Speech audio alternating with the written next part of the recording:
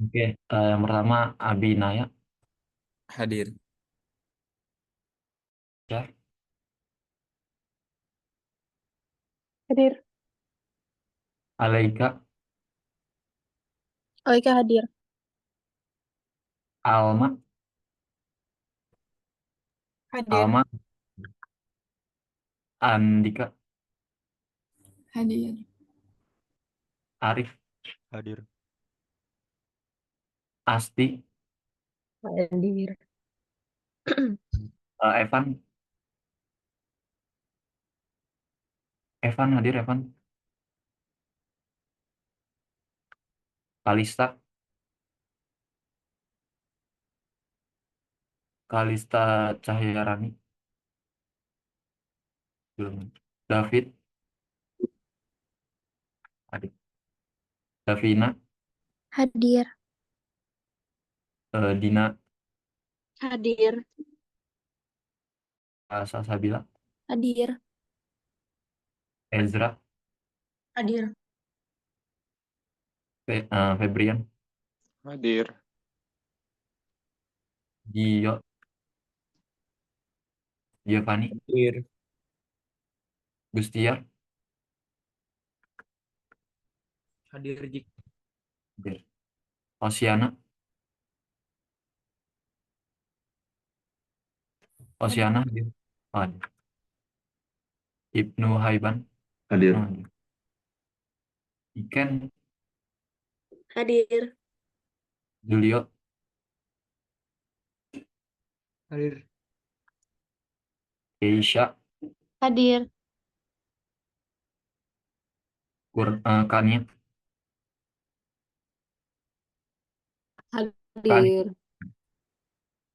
Made, Hadir. Maheswari, Hadir. Maria, Hadir. Melvi, Melvi hadir. Arkan, Arkan hadir, Arkan.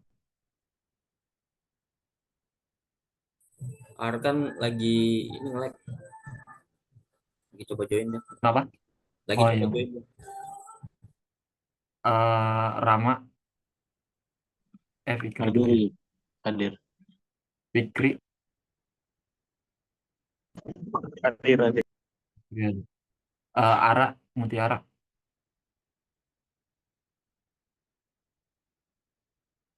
Ara hadir, Ara, Puspa, Hadir.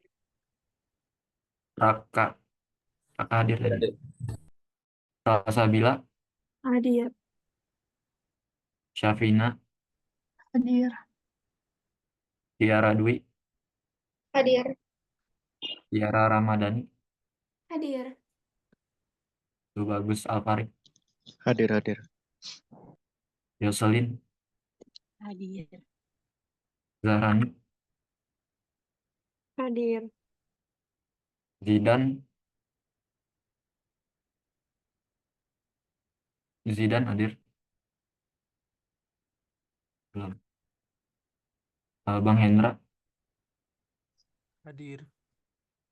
Bang Ilham, Hadir. Bang Rega, Hadir, Jik. belum hadir.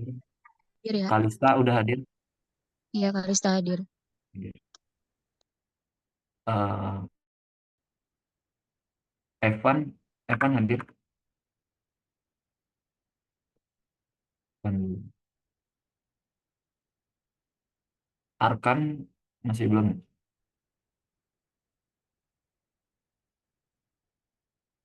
Ara, Mutiara udah hadir. Belum. Zidan udah hadir, Zidan. Oke. Eh, buat kelompok 6 boleh ya, silakan langsung dimulai presentasi.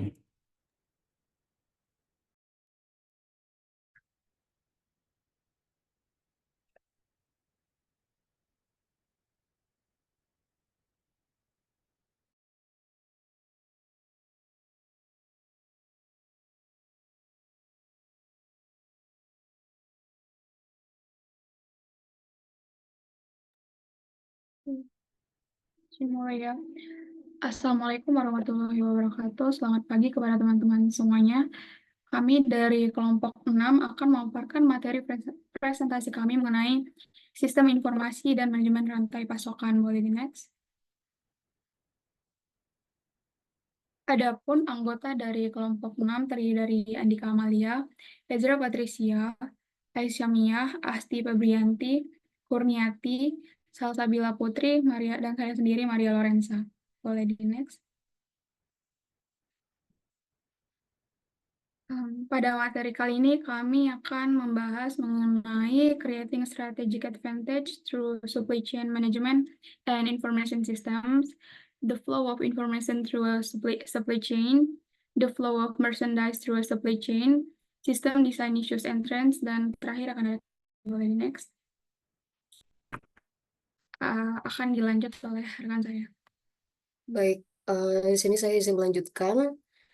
Sebelum kita bahas materinya lebih dalam, intinya di bab sistem informasi dan manajemen rantai pasokan, itu mengacu pada gimana caranya agar penggunaan teknologi informasi dan praktek manajemen rantai pasokan itu bisa meningkatkan efisiensi operasional dan daya saing pengecer dalam mengelola aliran barang, informasi, dan layanan dari pemasok hingga konsumen. Nah, contoh simpelnya ya, biar lebih kebayang. Misal ya, saya pengen bikin jus nih pagi-pagi, tapi ternyata blender saya tuh rusak.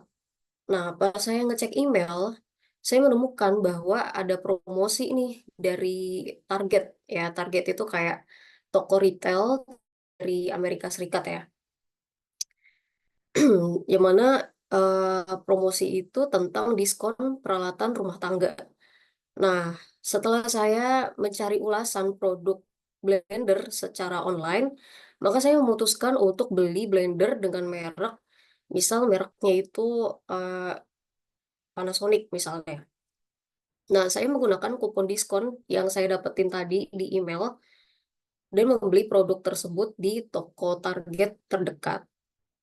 Nah, apa yang biasanya kita nggak sadarin itu adalah ternyata ada banyak proses gitu di balik layar yang memungkinkan blender itu tersedia di toko.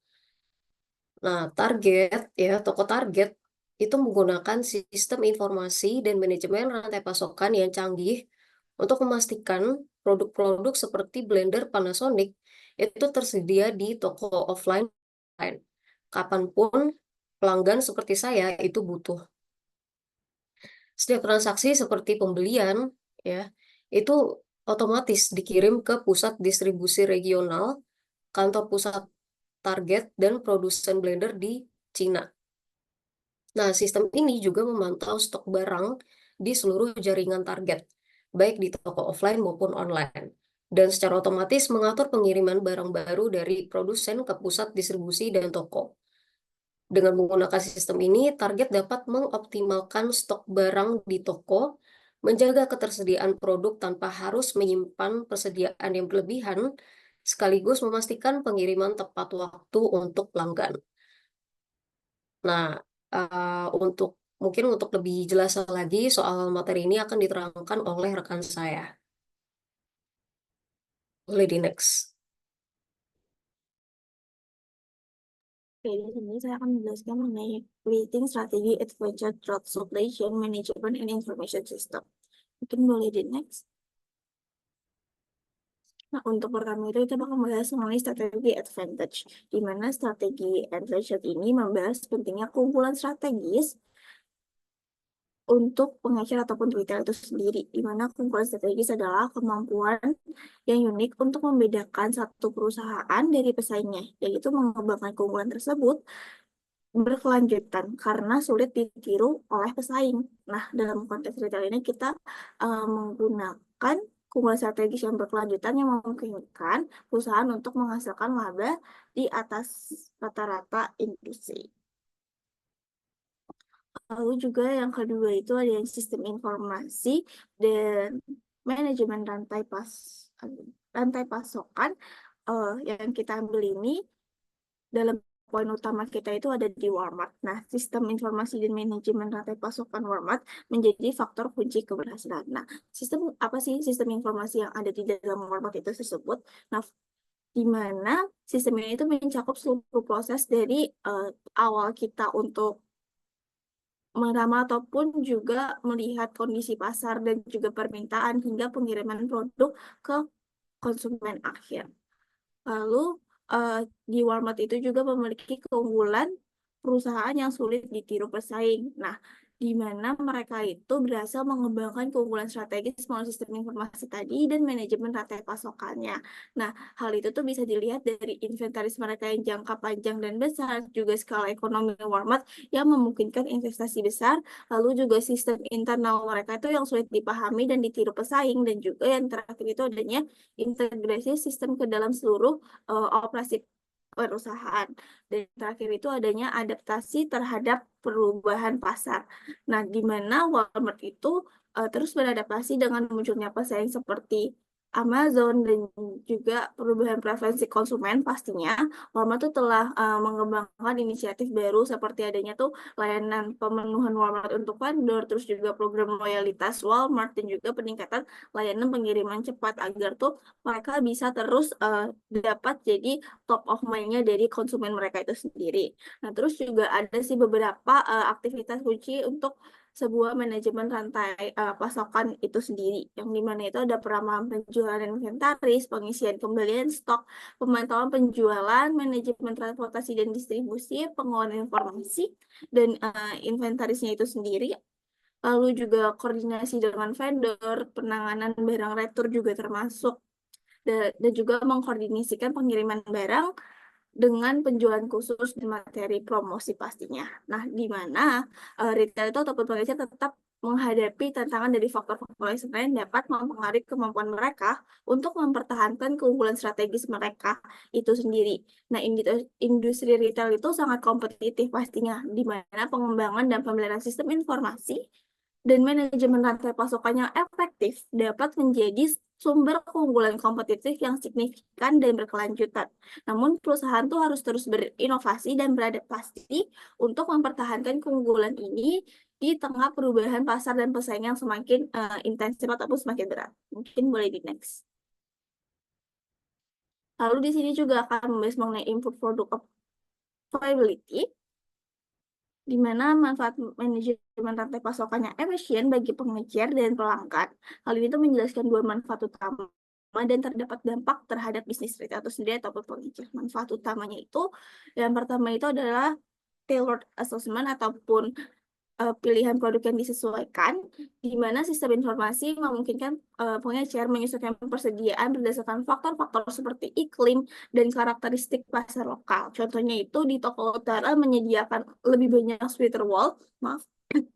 Sementara toko di selatan itu lebih banyak sweater katun di musim dingin. Lalu juga pengecer menggunakan analisis data yang canggih untuk menyesuaikan persediaan dengan preferensi pelanggan lokalnya. Lalu yang kedua itu fair stock codes, di mana pengurangan kehabisan stok. Kehabisan stok sering terjadi ketika produk yang diinginkan pelanggan itu tidak tersedia, di mana mengurangi kehabisan stok sangat penting untuk kepuasan pelanggan dan loyalitas merek mereka. Lalu juga ada beberapa dampak positifnya untuk retail itu sendiri, yaitu untuk peningkatan penjualan, persediaan yang lebih tinggi, dan juga kemampuan untuk menurunkan harga. Di mana manajemen, mungkin boleh di next.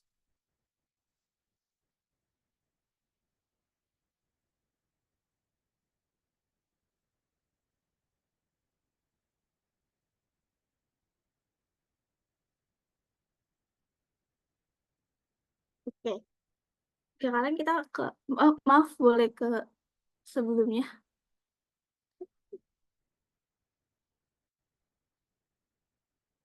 Oke, di sini kita mengambil contohnya itu di kelasnya itu, kita ambil contohnya itu di AB yang tadi dijelaskan oleh Kania. Nah, dari hal tersebut itu bisa memacu kita kehabisan stok ataupun kita tidak memiliki stok untuk pelanggan, maka hal itu tuh bisa menyebabkan ketidakpuasan pelanggan karena perjalanan mereka itu pastinya sia-sia ke toko. Lalu resiko kehilangan penjualan jika pelanggan tidak membeli di tempat kita, maka dia bakal membeli di tempat lain, misalnya tuh Amazon. Lalu juga ada potensinya kehilangan penjualan tambahan di luar produk yang dicari dan juga kemungkinan pelanggan tuh enggan berlanjut di toko kita di next pembelanjaannya. Lalu juga ada resiko ulasan negatif dan juga word of mouth yang buruk terhadap merek ataupun brand tersebut. Nah, di mana hal ini tuh menegaskan bahwa manajemen rantai pasokan yang efektif itu menghindari pengalaman yang negatif dari pelanggan dan juga memastikan ketersediaan produk yang tepat di tempat yang tepat dan juga meningkatkan kepuasan serta loyalitas pelanggan tersebut.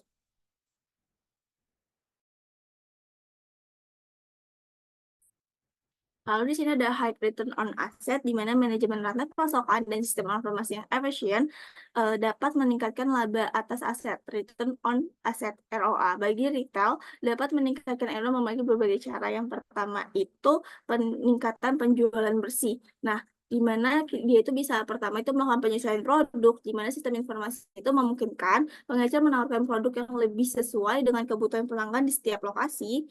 Contohnya itu ada target dapat memikirkan dengan akurat berapa banyak blender yang akan dijual di setiap toko selama promosi, lalu juga ketersediaan stok, manajemen rantai pasokan yang baik memastikan stok tuh selalu tersedia saat dibutuhkan. Ini tuh mengurangi kemungkinan kehilangan penjualan karena kehabisan stok.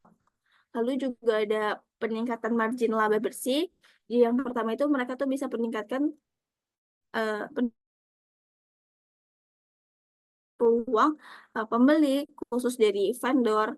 Pengecer dapat membeli barang dengan harga lebih rendah, meningkatkan margin kotor, perkiraan penjualan yang akurat, mengurangi kelebihan stok, menghindari penurunan harga yang tidak perlu. Dan juga ada penurunan biaya di dalam peningkatan margin lebih bersih, itu ada koordinasi pengiriman yang lebih baik, mengurangi biaya transportasi, operasional distribusi center DC, dan juga fulfillment center FC yang lebih efisien. Lalu juga ada pengurangan penanganan barang minimal menurunkan biaya operasional. Lalu juga ada manajemen inventaris yang efisien, di mana hal itu mencakup persediaan optimal. Pengecer itu dapat menjaga tingkat persediaan lebih rendah tanpa mengalami kehabisan stok. Juga ini mengurangi modal yang terikat dalam inventaris. Lalu juga perputaran inventaris dengan persediaan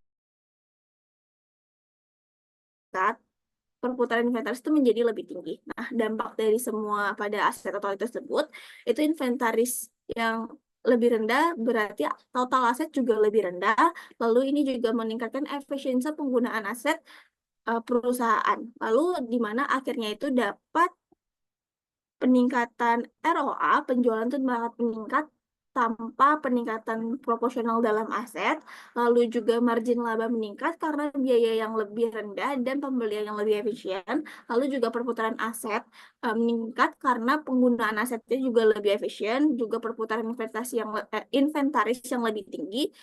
Lalu juga ada keunggulan kompetitif di mana sistem yang efisien ini memberikan keunggulan kompetitif bagi pengecer dan juga kemungkinan mereka menawarkan produk-produk yang tepat pada waktu yang tepat dengan harga yang lebih kompetitif. Nah, di mana dapat disimpulkan di mana manajemen rantai pasokan dari sistem informasi yang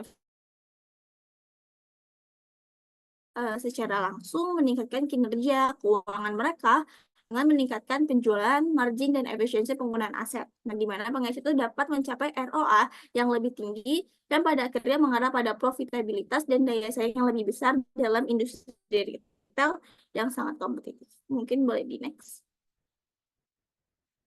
Oke, selanjutnya akan dilanjut oleh rekan saya. Oke, bisa di next saja. Yang selanjutnya ada arus informasi melalui rantai pasokan. Sebenarnya apa sih arus informasi itu? Arus informasi adalah pertukaran informasi di antara setiap chain dari rantai pasokan yang ada, bisa dari supplier ke customer secara dua arah. informasi yang dibagikan dalam bentuk status pengiriman, faktur, keluhan pelanggan, tagihan biaya, tagihan bahan, data produk, tingkat ketersediaan, penjadwalan pengiriman, dan informasi pemasok dan distributor. Untuk apa sih sebenarnya arus informasi ini? Arus informasi ini penting karena dapat menggabungkan pergerakan barang dengan informasi keuangan dan operasionalnya secara segaris.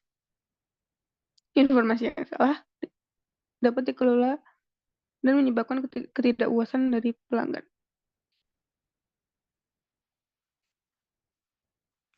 Hal ini dapat menjadi dasar untuk menjalankan proses rantai pasokan, membantu membuat keputusan di masa depan, mengurangi inefisiensi, meningkatkan visibilitas data, dan mengurangi kerusakan, serta memperlancar proses produksi dan pemasaran. Bisa di next.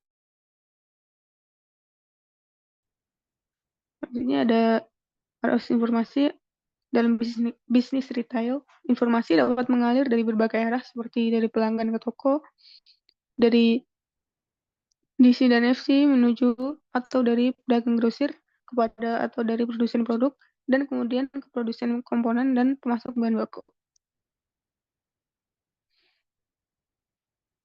Masing-masing itu ada yang paling pertama alur 1 dari pelanggan ke toko, di mana karyawan memindai label kode dari produk yang kode hitam putih ada 13 itu ya. Isi informasinya bisa produsen barang, deskripsi barang, informasi tentang kemasan khusus, dan promosi khusus. Di masa mendatang, di sini kita lihat itu namanya RFID, bisa juga diganti jadi label UPC. Kemudian alur kedua dari toko pembeli, di mana terminal dari toko mencatat informasi pembelian dan mengirimkannya secara elektronik kepada pembeli dari kantor pusat target. Informasi penjualan dimasukkan ke dalam sistem manajemen inventaris dan digunakan untuk memantau dan menganalisis penjualan serta memutuskan untuk memesan ulang lebih banyak produk, mengubah harga, atau merencanakan promosi. Pembeli juga bisa mengirimkan informasi ke toko tentang keseluruhan penjualan untuk jaringan tersebut, seperti keluhan atau rasa puasnya akan suatu barang. Kemudian aliran ketiga ada dari pembeli ke produsen.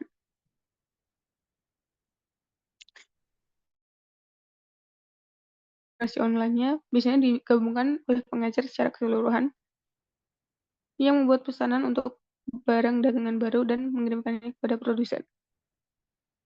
Pembeli di target juga dapat berkomunikasi langsung dengan produsen untuk mendapatkan informasi dan menegosiasikan harga, tanggal pengiriman, acara promosi, atau masalah terkait barang yang diterima. Bisa di next. Kemudian alur keempat yaitu dari toko ke manufaktur atau produsen.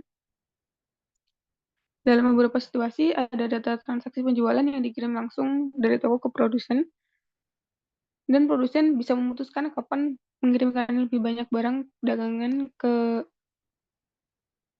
toko tersebut. Bisa juga ketika barang dagangan sedang dipesan ulang, pemesanan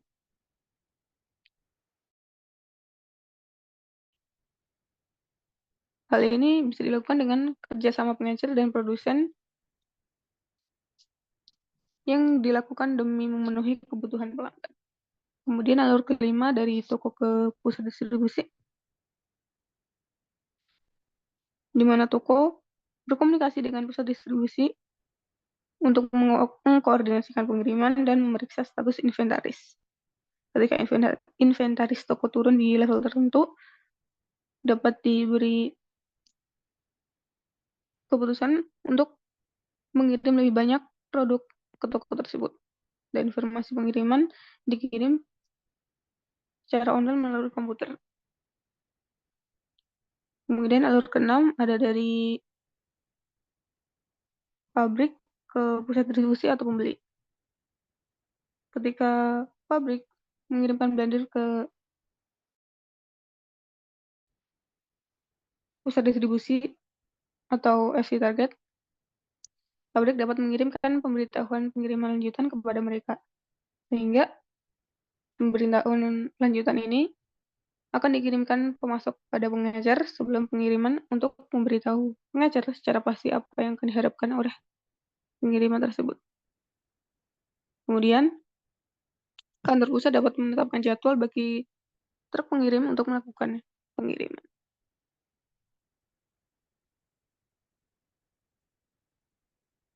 Saat pengiriman diterima di distribusi center, pembeli akan diberitahu dan mengautorisasi pembayaran kepada vendor.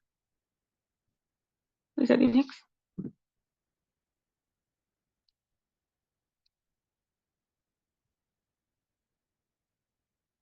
Kemudian, perencanaan, peramalan, serta pengisian ulang kolaboratif. VMI atau Vendor Managed Inventory adalah pendekatan untuk meningkatkan efisiensi saluran pemasaran, di mana produsen bertanggung jawab untuk menjaga tingkat persediaan pengecer di setiap tokonya. Dengan memanfaatkan data warehouse atau gudang data, di mana tempat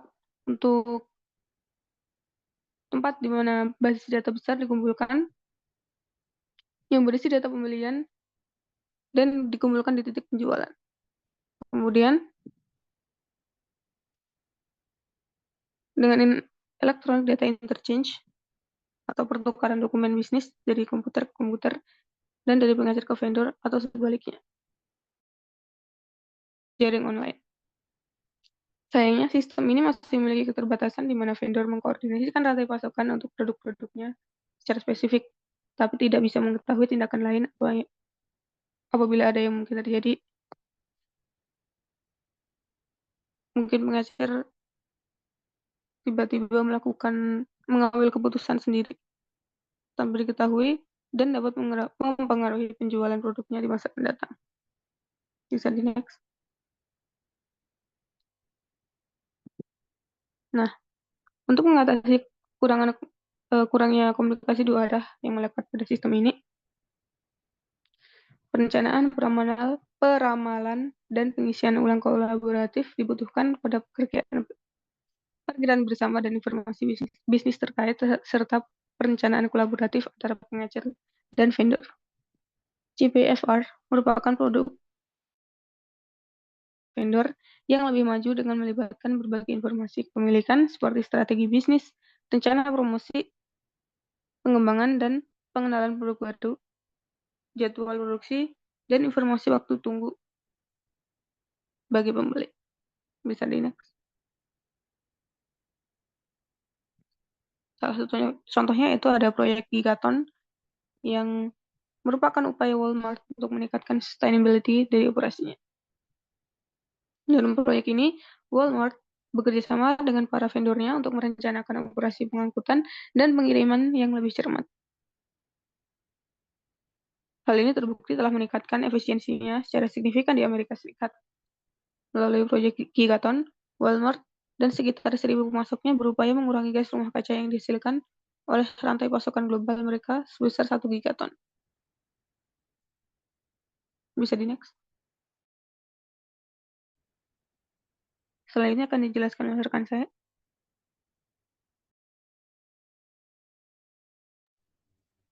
Yang berikutnya yaitu aliran barang dagangan melalui rantai pasokan. Boleh di next. Bisa dilihat ada gambar bagan di PPT. Bagan tersebut menjelaskan bagaimana barang dapat bergerak dari produsen ke peritel besar dengan melalui dua variasi cara untuk membawa barang agar dapat sampai kepada konsumen. Aliran yang pertama yaitu melalui pusat distribusi, dan aliran yang kedua yaitu langsung melalui toko fisik. Secara umum, alur aliran barang dagangan yaitu sebagai berikut. Yang pertama, produsen akan mengirim barang, misalnya kayak blender, ke pusat distribusi sebuah usaha retail, atau produsen akan mengirim barang secara langsung ke toko fisik usaha retail tersebut. Kemudian, jika barang melewati pusat distribusi, maka barang tersebut kemudian akan dikirim ke toko. Setelah sampai di toko, maka barang akan dapat dibeli oleh pelanggan. Dalam proses ini, keputusan pertama yaitu menentukan apakah barang akan dikirim dari produsen ke pusat distribusi atau DC, ataupun langsung ke toko fisik. Setelah berada di pusat distribusi, beberapa kegiatan akan dapat dilakukan oleh retail sebelum barang tersebut dikirim ke toko fisik. Kegiatan-kegiatan ini dapat bervariasi bergantung pada rantai pasokannya. Di next.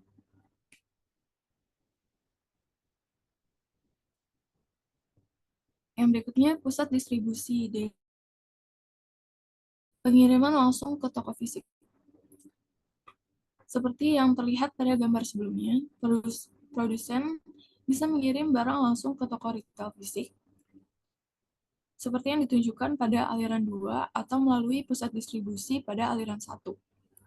Untuk memutuskan apakah lebih baik menggunakan pusat distribusi ataupun mengirimkan langsung ke toko fisik, maka pengecer perlu mempertimbangkan total biaya dari kedua opsi tersebut, serta memprioritaskan kualitas pelayanan yang baik, yaitu dengan selalu memastikan barang dagangan tersedia di toko ketika pelanggan ingin membelinya. Terdapat beberapa keuntungan menggunakan pusat distribusi. Yang pertama, perkiraan penjualan yang lebih akurat. Retail dapat membuat perkiraan penjualan yang lebih tepat dengan cara menggabungkan data dari banyak toko sekaligus yang dilayani. Hal ini lebih efektif daripada membuat perkiraan untuk masing-masing toko secara terpisah. Dengan menyimpan sebagian besar barang di distribution center atau DC, dan hanya mendistribusikannya ke toko sesuai dengan kebutuhan, maka kesalahan estimasi penjualan di masing-masing toko fisik akan dapat lebih mungkin untuk diminimalisir. Yang kedua, mengurangi investasi inventaris. Pusat distribusi atau DC memungkinkan retail menyimpan lebih sedikit barang di setiap toko, yang mana hal ini dapat mengurangi jumlah uang yang perlu diinvestasikan dalam pendataan di seluruh sistem toko. Jika toko-toko mendapatkan pengiriman secara rutin dari DC, mereka hanya perlu menyimpan sedikit barang sebagai stok cadangan di toko fisik mereka. Yang ketiga, menghindari kehabisan atau kelebihan stok.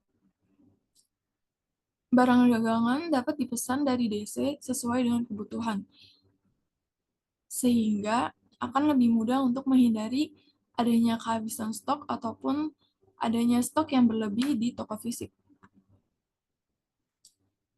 Yang selanjutnya, biaya menjadi lebih efisien dan ekonomis. Biaya ruang di toko fisik biasanya tuh cenderung lebih mahal dibandingkan dengan biaya ruang di distribution center. DC ini juga menjadi tempat yang lebih efisien untuk menyimpan barang-barang dagangan yang akan dijual.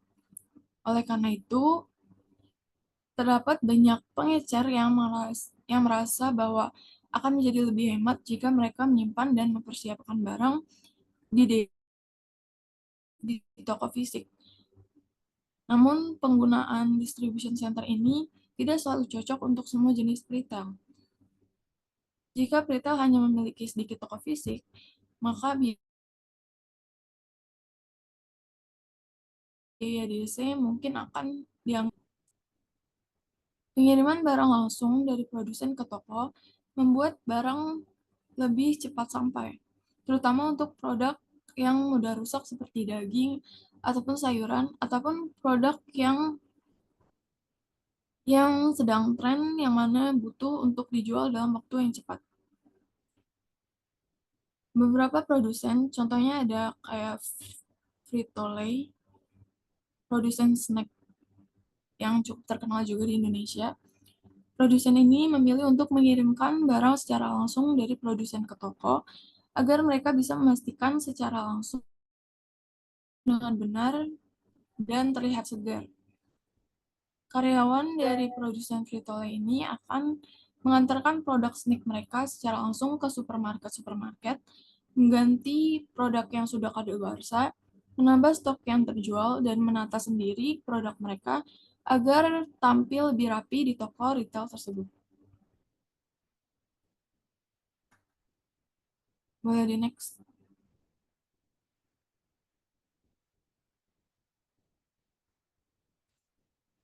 Yang selanjutnya pusat distribusi DC atau pusat pemenuhan, atau disebut juga FC.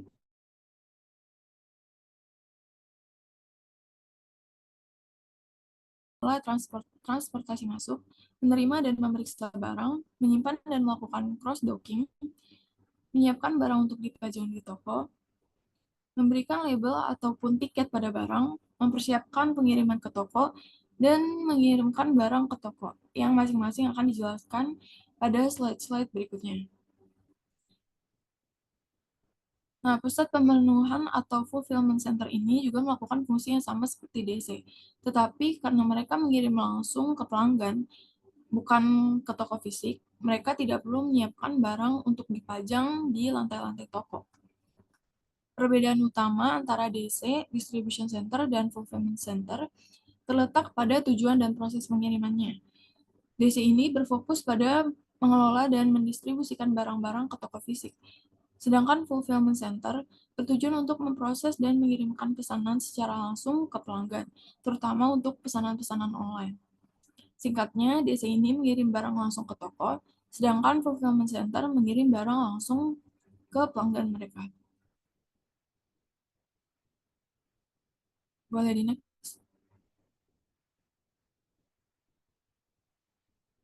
Berikut ini hal-hal yang dilakukan oleh Distribution Center. Yang pertama, mengelola transportasi masuk. Pembeli dan planner Distribution Center kini bisa bekerja sama untuk memastikan pengiriman barang dari produsen ke toko agar prosesnya dilakukan dengan cara yang paling efisien. Pembeli bertanggung jawab untuk membeli barang dan memastikan barang yang mereka beli akan menguntungkan bagi mereka sendiri. Sedangkan seorang perencana atau petugas dari distribution center yang merencanakan keuangan, menganalisis barang yang dibeli dan mengatur seberapa banyak barang yang dikirimkan ke setiap toko.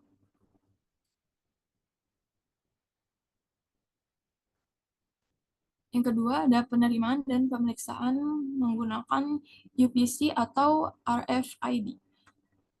Penerimaan merupakan proses mencatat barang yang datang dari pusat produsen ke pusat distribusi. Pemeriksaan dilakukan untuk memastikan barang yang tiba sesuai dengan pesanan dan dalam kondisi yang tidak rusak. Pada zaman dulu, proses pemeriksaan barang ini akan memakan waktu dan membutuhkan banyak tenaga. Namun, sekarang banyak sistem distribusi yang menggunakan teknologi seperti EDI atau Electronic Data Interchange yang membuat proses ini akan menjadi lebih cepat dan bahkan meniadakan proses ini sama sekali. Pusat distribusi akan diberitahu sebelumnya tentang isi dari kotak pengiriman tersebut melalui Advanced Shipping Notice atau ASN. Label UPC atau Universal Product Code ataupun disebut juga kode batang atau RFID atau Radio Frequency Identification yang terdapat pada kotak akan dipindai sehingga barang secara otomatis akan dihitung dan diperiksa saat tiba di pusat distribusi. Yang selanjutnya, boleh di next.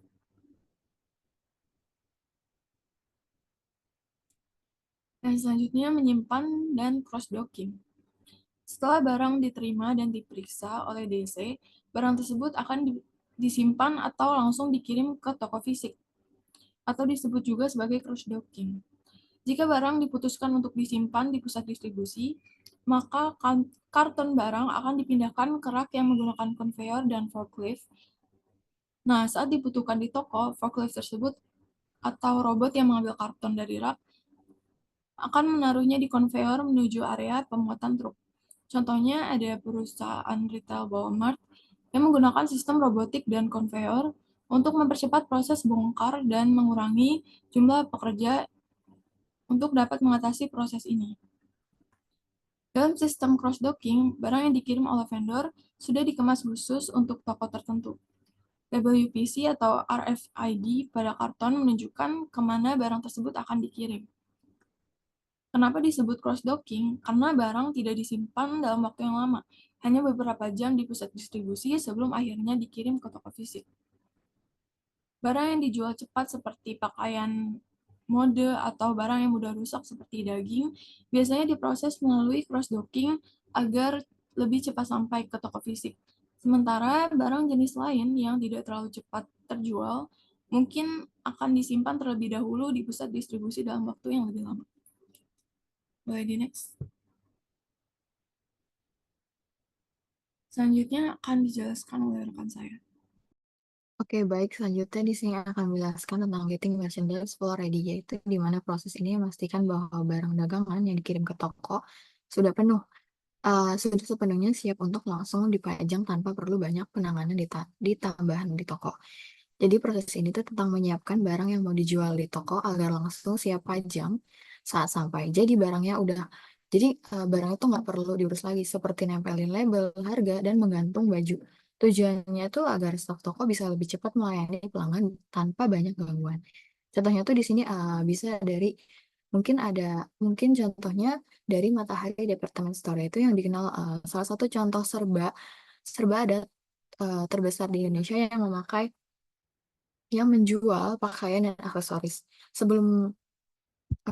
Selanjutnya itu ada ticketing and marking, yaitu di mana pada pelabelan dan penandaan adalah proses memberi label harga, kode produk, atau informasi lain yang diperlukan pada barang-barang sebelum barang dikirim ke toko. Jadi, pelabelan dan penandaan ini adalah proses di mana barang-barang diberi label harga, kode produk, atau informasi lainnya sebelum dikirim ke toko. Dengan cara ini, barang sampai mereka sudah siap dijual tanpa perlu menunggu staf untuk menempel label harga lagi. Sehingga pekerjaan di toko menjadi lebih mudah dan cepat.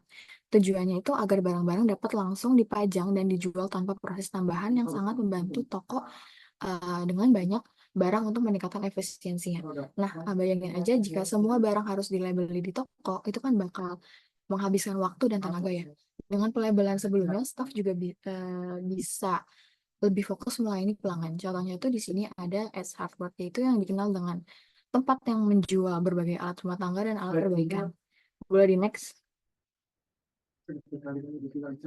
Selanjutnya itu ada preparing to ship merchandise to a store, yaitu di mana sebelum barang dikirim, proses persiapan sangat penting untuk memastikan setiap toko mendapatkan produk yang sesuai dengan kebutuhan mereka.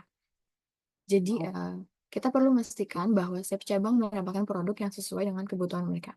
Jadi kita nggak memilah dan mengelompokkan barang berdasarkan permintaan dari masing-masing toko. Misalnya jika ada dari toko pusat yang lebih banyak menjual barang elektronik, kita akan ngirim banyak barang elektronik ke sana. Selain itu, kita juga harus memastikan barang-barang tersebut dikemas dengan baik.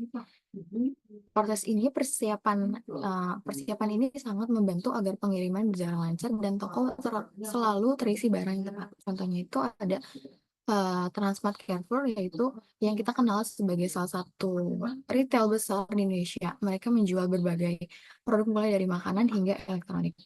Yang ketujuh ada shipping merchandise to store, yaitu di mana setelah barang disiapkan, langkah berikutnya itu adalah mengirim ke toko-toko. Hal ini melibatkan koordinasi logistis, mengepakkan barang secara aman, dan memastikan bahwa barang sampai ke toko tepat waktu. Nah, mungkin di sini kita harus mengantar semua hal yang berkaitan dengan pengiriman, termasuk memastikan barang yang dikemas dengan baik agar tidak rusak di jalan. Jadi kita bisa menggunakan berbagai jenis kendaraan untuk pengiriman, tergantung lokasi toko dan jenis barang yang dikirimkan. Misalnya untuk barang-barang besar tuh kita bisa pakai truk, sedangkan untuk barang kecil kita bisa pakai mobil yang lebih kecil. Contohnya itu di sini Indomaret, yaitu Indomaret yang kita kenal, yaitu jaringan minimarket yang sangat luas di Indonesia. Indomaret juga punya sistem pengiriman yang teratur dan efisiensi. Indomaret tuh juga punya pengiriman, yaitu memakai truk. Mereka juga sudah menyiapkan terjadwal secara otomatis. Jadi setiap toko selalu mendapatkan barang sesuai kebutuhan. Indomaret juga menggunakan GPS untuk memantau truk-truk tersebut. Jadi toko-toko tuh bisa tahu kapan barang-barang itu akan sampai dan langsung dipajang begitu sampai. Boleh di next? Oke, baik. Yaitu selanjutnya ada inventory management of just-in-time inventory system. Itu adalah cara mengelola stok dengan hanya menyimpan barang yang benar-benar dibutuhkan, mengurangi penyimpanan terlebih. Ya. Tujuannya tuh agar barang tersedia tepat waktu tanpa menumpuk sehingga perusahaan bisa mengurangi limbah, biaya penyimpanan, dan lebih fleksibel menghadapi perubahan permintaan pasar. Sebelumnya, JIT ini banyak perusahaan di awal pada tahun 1990 mengalami masalah manajemen stok seperti pencatatan yang salah, pengiriman terlambat yang membuat pelanggan kecewa dan beralih ke kompetitor. Boleh di next? Oke, mungkin di sini ada cara kerja sistem JIT, yaitu yang pertama ada kerjasama dengan pemasok, yaitu perusahaan harus mempunyai hubungan yang baik dengan pemasok supaya bahan yang dibutuhkan selalu datang tepat waktu. Yang kedua ada analisis data dan permintaan. Perusahaan perlu pintar dalam membaca tren pasar. Biasanya itu mereka pakai data untuk tahu bagaimana permintaan barang naik, jadi produksi bisa disesuaikan pada kebutuhan pelanggan. Yang ketiga itu ada pemanfaat teknologi, di mana JIT membutuhkan teknologi untuk memantau stok secara real time dengan software yang tepat. Perusahaan juga bisa langsung pesan bahan pesan bahan saat stok hampir habis tanpa perlu cek manual. Yang keempat ini produksi yang fleksibel, yaitu di mana sistem JIT membuat perusahaan lebih fleksibel dalam menghadapi perusahaan pasar. Produksi ini bisa dengan cepat disesuaikan ketika ada perubahan tren atau kebutuhan. Terakhir ada pengurangan biaya dan penyimpanan. Dengan JIT ini perusahaan bisa mengurangi biaya penyimpanan karena hanya menyimpan stok yang benar-benar dibutuhkan. Mungkin contohnya tuh di sini ada Toyota. Toyota itu punya hubungan erat dengan pemasoknya untuk memastikan semua bahan baku tersedia tepat waktu. Dengan cara ini produksi bisa berjalan dengan lancar tanpa kendala. Selain itu ada Zara. Zara itu juga menerapkan sistem GIT. Zara juga selalu bisa memperbaharui koleksi fashion sesuai dengan tren yang sedang hits. Boleh di next? Oke. Selanjutnya ada keuntungan menggunakan JIT, yaitu di mana yang pertama mengurangi waktu tunggu. Dengan sistem ini otomatis perusahaan bisa lebih cepat dalam menghadapi pesanan. Contohnya perusahaan menggunakan software manajemen stok yang otomatis memesan bahan saat stok mulai menipis. Hal ini proses lebih cepat dan perusahaan jadi lebih responsif terhadap permintaan pasar. Yang kedua ada meningkatkan ketersediaan produk, di mana JIT juga membantu menjaga ketersediaan produk dengan lebih efektif. Misalnya perusahaan makanan bisa memakai analisis data untuk memprediksi kapan permintaan akan tinggi sehingga produksi bisa disesuaikan dengan begitu.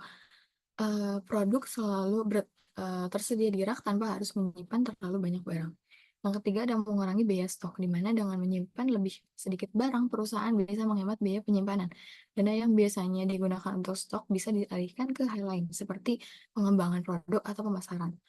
Contohnya itu ada Dell yang merakit komputer berdasarkan pesanan pelanggan. Jadi mereka nggak perlu menyimpan banyak komponen yang lebih bikin biaya penyimpanan membengkak. Boleh di next? Selanjutnya ada contoh kasus JIT di H&M, yaitu H&M merupakan contoh menarik dan penerapan sistem just in time di industri fashion. Melalui sistem ini, H&M dapat mengelola stok dan produksi secara efisiensi. Mereka ahli dalam menganalisis data penjualan real time untuk cepat tanggap terhadap tren yang berkembang dan produk yang dicari pelanggan. Kerjasama erat dengan pemasok juga mencari kunci kesuksesan H&M. Dengan menjaga hubungan yang baik, bahan selalu tersedia yang saat dibutuhkan sehingga permintaan pasar dapat dipenuhi tanpa penundaan. Selain itu, H&M juga memanfaatkan teknologi radio frequency identification untuk melacak inventaris dengan akurat sehingga tahu persis lokasi setiap produk baik di toko maupun di gudang. Dengan semua strategi ini, H&M mampu mengurangi limbah dan menjaga ketersediaan produk dan juga responsif terhadap perubahan tren pasar. Boleh di next? Oke, selanjutnya di sini ada tantangan dan biaya JIT. Yang pertama itu, ya salah satu tantangan utama dalam menerapkan JIT adalah kebutuhan akan teknologi yang memadai. Jadi jika perusahaan tidak memiliki sistem informasi yang efisien, mereka akan kesulitan dalam mengatur aliran barang dan memastikan ketersediaan produk. Misalnya, perusahaan tanpa perangkat lunak yang tepat, kesalahan dalam pengiriman atau kekurangan stok bisa terjadi yang akan mengganggu aktivitas sehari-hari perusahaan.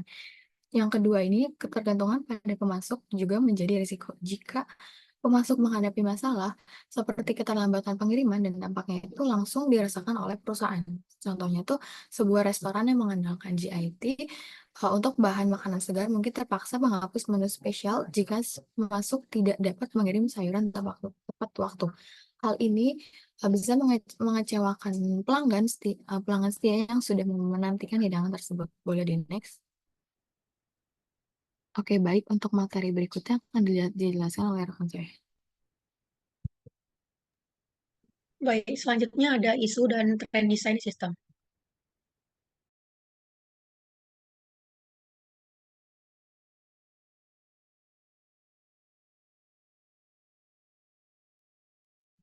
Yang pertama ada outsourcing fungsi rantai pasokan. Jadi untuk merampingkan operasi, perusahaan dapat memanfaatkan aset serta tenaga kerja dengan lebih produktif. Beberapa pengecer melakukan outsourcing fungsi rantai pasokan. Banyak perusahaan independen sangat efisien dalam melakukan aktivitas individu atau semua aktivitas rantai pasokan. Ada banyak perusahaan yang dapat mengangkut barang dari vendor ke pusat distribusi atau DC, dari pusat distribusi ke toko pengecer, atau dari pusat pemenuhan atau FC ke konsumen individu.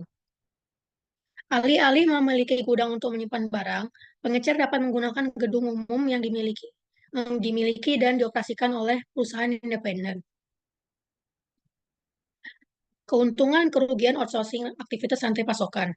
Manfaat utamanya itu dari outsourcing adalah bahwa perusahaan independen dapat melakukan aktivitas tersebut dengan biaya lebih rendah atau lebih efisien daripada pengecer.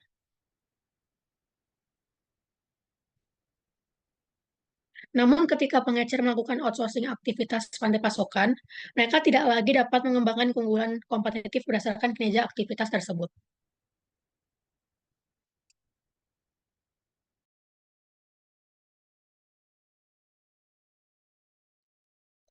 Selanjutnya ada rantai pasokan, tarik dan dorong, atau pull and push supply chains. Keputusan rantai pasokan lainnya yang dapat dibuat oleh pengecer adalah menentukan apakah barang akan didorong atau push dari pusat distribusi atau DC ke toko atau ditarik dari DC ke toko. Aliran informasi dan barang seperti yang dijelaskan menggambarkan rantai pasokan pull atau rantai pasokan yang di mana permintaan barang dihasilkan di tingkat toko berdasarkan data penjualan yang ditangkap oleh terminal pos atau point of sale. Pada dasarnya, dalam jenis rantai pasokan ini, permintaan suatu barang menariknya melalui rantai pasokan. Alternatif lainnya adalah rantai pasokan push, di mana barang yang dialokasikan ke toko berdasarkan permintaan yang diperkirakan, setelah diperkirakannya lalu dikembangkan. Jumlah tertentu dikirimkan atau didorong ke DC dan toko pada interval waktu yang telah ditentukan. Dalam rantai pasokan pull, kemungkinan untuk stoknya akan kelebihan stoknya atau kekurangan stoknya lebih kecil. Karena permintaan di toko didasarkan pada permintaan pelanggan. Pendekatan pull meningkatkan perputaran inventaris dan lebih responsif terhadap perubahan permintaan pelanggan, serta menjadi lebih efisien daripada pendekatan push ketika permintaan tidak pasti dan sulit diperkirakan. Namun pendekatan pull tidak efektif dalam semua situasi.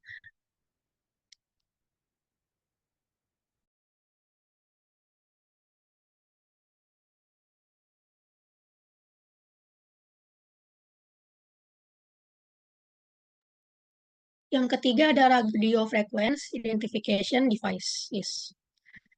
Untuk mendukung rantai pasokan berbasis permintaan atau pull supply chain, RFID pada tingkat hitam dapat memberikan manfaat bagi pengecer maupun vendor.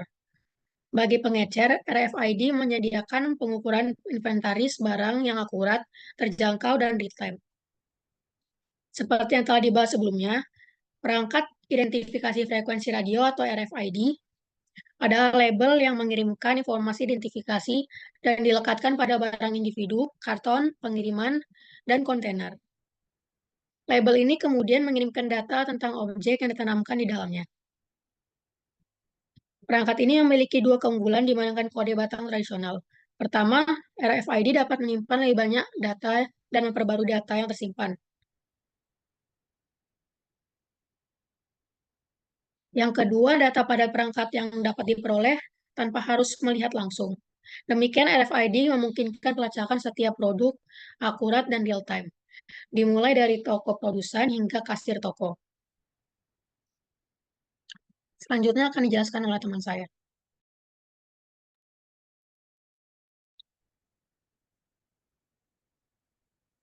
Selanjutnya ada mengenai rantai pasokan untuk memenuhi pesanan katalog dan internet. Supply chain atau rantai pasokan adalah rangkaian aktivitas organisasi sumber daya, teknologi, dan informasi yang terlibat dalam proses produksi dan distribusi barang dari pemasok hingga ke tangan konsumen.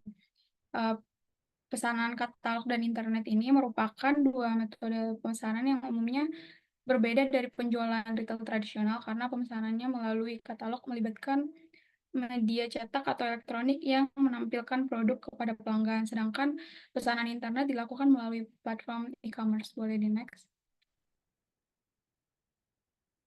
Tahapan supply chain dalam pemenuhan pesanan katalog dan internet. Yang pertama ada forecasting and demand planning, yaitu di mana forecasting ini adalah proses memperkirakan permintaan barang di masa depan, baik untuk pesanan katalog maupun internet. Demand planning digunakan untuk menentukan volume produk yang harus diproduksi disimpan dalam inventory. Nah, kemudian ada pengadaan manajemen vendor, yaitu setelah permintaan diproyeksikan, bagian pengadaan bekerja untuk memastikan barang-barang tersedia dengan mengelola hubungan dengan pemasoknya. Untuk katalog dan pemesanan internet, pemasok harus diidentifikasi barang dan harus diproduksi atau disediakan sebelum barang ditawarkan kepada pelanggan. Kemudian ada manajemen inventory, yaitu proses mengelola stok barang agar selalu tersedia ketika ada pesanan. Dalam pesanan katalog, seringkali produk sudah tersedia dalam jumlah besar di gudang sebelum katalog dipublikasikan. Sedangkan untuk pesanan internet, beberapa perusahaan menggunakan just-in-time inventory, yaitu hanya memesan barang dari pemasok ketika ada pesanan pelanggan. Kemudian ada pemrosesan pesanan. Ketika pesanan katalog dan internet diterima, sistem back-end perusahaan memproses pesanan tersebut dengan mencocokkan stok yang tersedia dengan permintaan. Teknologi seperti Enterprise Resource Planning atau Order Management System biasanya digunakan untuk mengotomatisasi proses ini. Nah, kemudian ada pemenuhan distribusi, yaitu langkah di mana produk diambil dari inventory, dikemas, dan dipersiapkan untuk pengiriman. Ada yang terakhir, manajemen pengembalian. Pada pesanan katalog dan internet, pengembalian barang adalah bagian paling penting dari rantai pasokan karena proses pengembalian barang harus diatur dengan baik untuk meminimalkan kerugian. Boleh di next. Tantangan dan solusi supply chain untuk pesanan katalog dan internet. Tantangan fluktuasi permintaan, yaitu pesanan melalui katalog cenderung memiliki permintaan yang lebih tepat dapat diprediksi, sementara pesanan internet bisa sangat bervariasi tergantung pada tren pasar, kampanye promosi, dan faktor lainnya. Untuk solusinya itu otomasi supply chain dengan menggunakan teknologi otomasi dalam pemrosesan pesanan, manajemen inventory, dan pemenuhan pesanan dapat mempercepat dan meningkatkan akurasi. Yang kedua, pengelolaan inventory. Mengelola inventory yang optimal sangat penting untuk menghindari overstocking atau kelebihan stok atau stock out, kekurangan stok. Solusinya itu menggunakan model omnichannel, yaitu mengintegrasikan berbagai saluran penjualan seperti katalog, internet, toko fisik, agar pelanggan dapat melakukan pemesanan dan menerima barang dari kanal yang paling nyaman. Yang ketiga ada pengiriman cepat. Ekspektasi pelanggan terhadap pengiriman cepat untuk pesanan internet sering menjadi tantangan, terutama dalam hal biaya logistik. Untuk solusinya itu pengoptimalan logistik, ya dengan bekerja sama dengan penyedia logistik untuk mempercepat pengiriman, serta mengurangi biaya melalui penggunaan pusat distribusi yang boleh di next. Kemudian ada dropshipping atau pengiriman drop. Dropshipping atau pemenuhan langsung konsumen adalah sistem di mana pengecer menerima pesanan dari pelanggan dan menyampaikan pesanan ini kepada vendor. Vendor kemudian mengirimkan barang dagangan yang dipesan langsung ke pelanggan. Sistem seperti ini sangat populer di kalangan perusahaan yang perlu mengirimkan produk yang terbuat dari bahan yang besar atau berat seperti kayu atau besi. Dari sudut pandang pengecer, dropshipping mengurangi biaya rantai pasokan dan investasi karena vendor, bukan pengecer, menanggung biaya dan risiko memasok barang dagangan kepada pelanggan. Vendor harus membangun dan mengoperasikan DC atau distribution center dengan mempekerjakan dan membayar karyawan untuk memilih dan mengemas pesanan individu serta mengelola inventaris. Dropshipping pesanan individual dan pelanggan. Namun, dropshipping ini dapat memperpanjang waktu pengiriman dan meningkatkan biaya, terutama bagi pelanggan yang memesan beberapa item dari vendor yang berbeda. Boleh di next. Kemudian ada customer store pickup. Daripada mengirimkan pesanan langsung ke pelanggan, pengecer dapat memungkinkan mereka untuk melakukan pembelian secara daring dan kemudian mengambil barang dagangan ke toko langsung. Pengecer yang dapat menawarkan opsi ini mendorong penjualan tambahan karena pelanggan yang datang ke toko untuk mengambil pesanan tersebut bisa jadi pelanggan ini mengambil atau melakukan pembelian tambahan saat berada di sana. Agar pengecer berhasil dengan opsi beli daring ini, mereka perlu berinvestasi dalam teknologi yang memungkinkan sistem alokasi pesanan untuk menemukan setiap item dalam stok dalam memenuhi pesanan tepat waktu. Boleh di next. Yang terakhir ada reverse supply chain. Adalah proses pengolahan aliran barang yang bergerak dari pelanggan atau pengguna akhir kembali ke pemasok, produsen, atau distributor.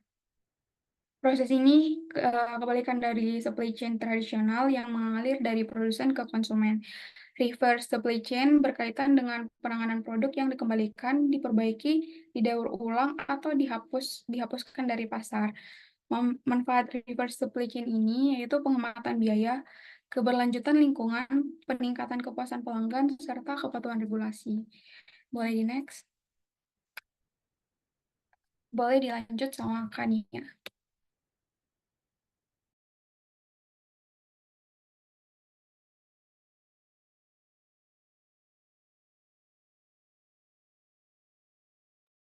Baik, saya izin melanjutkan. Selanjutnya itu ada case study. Boleh di next.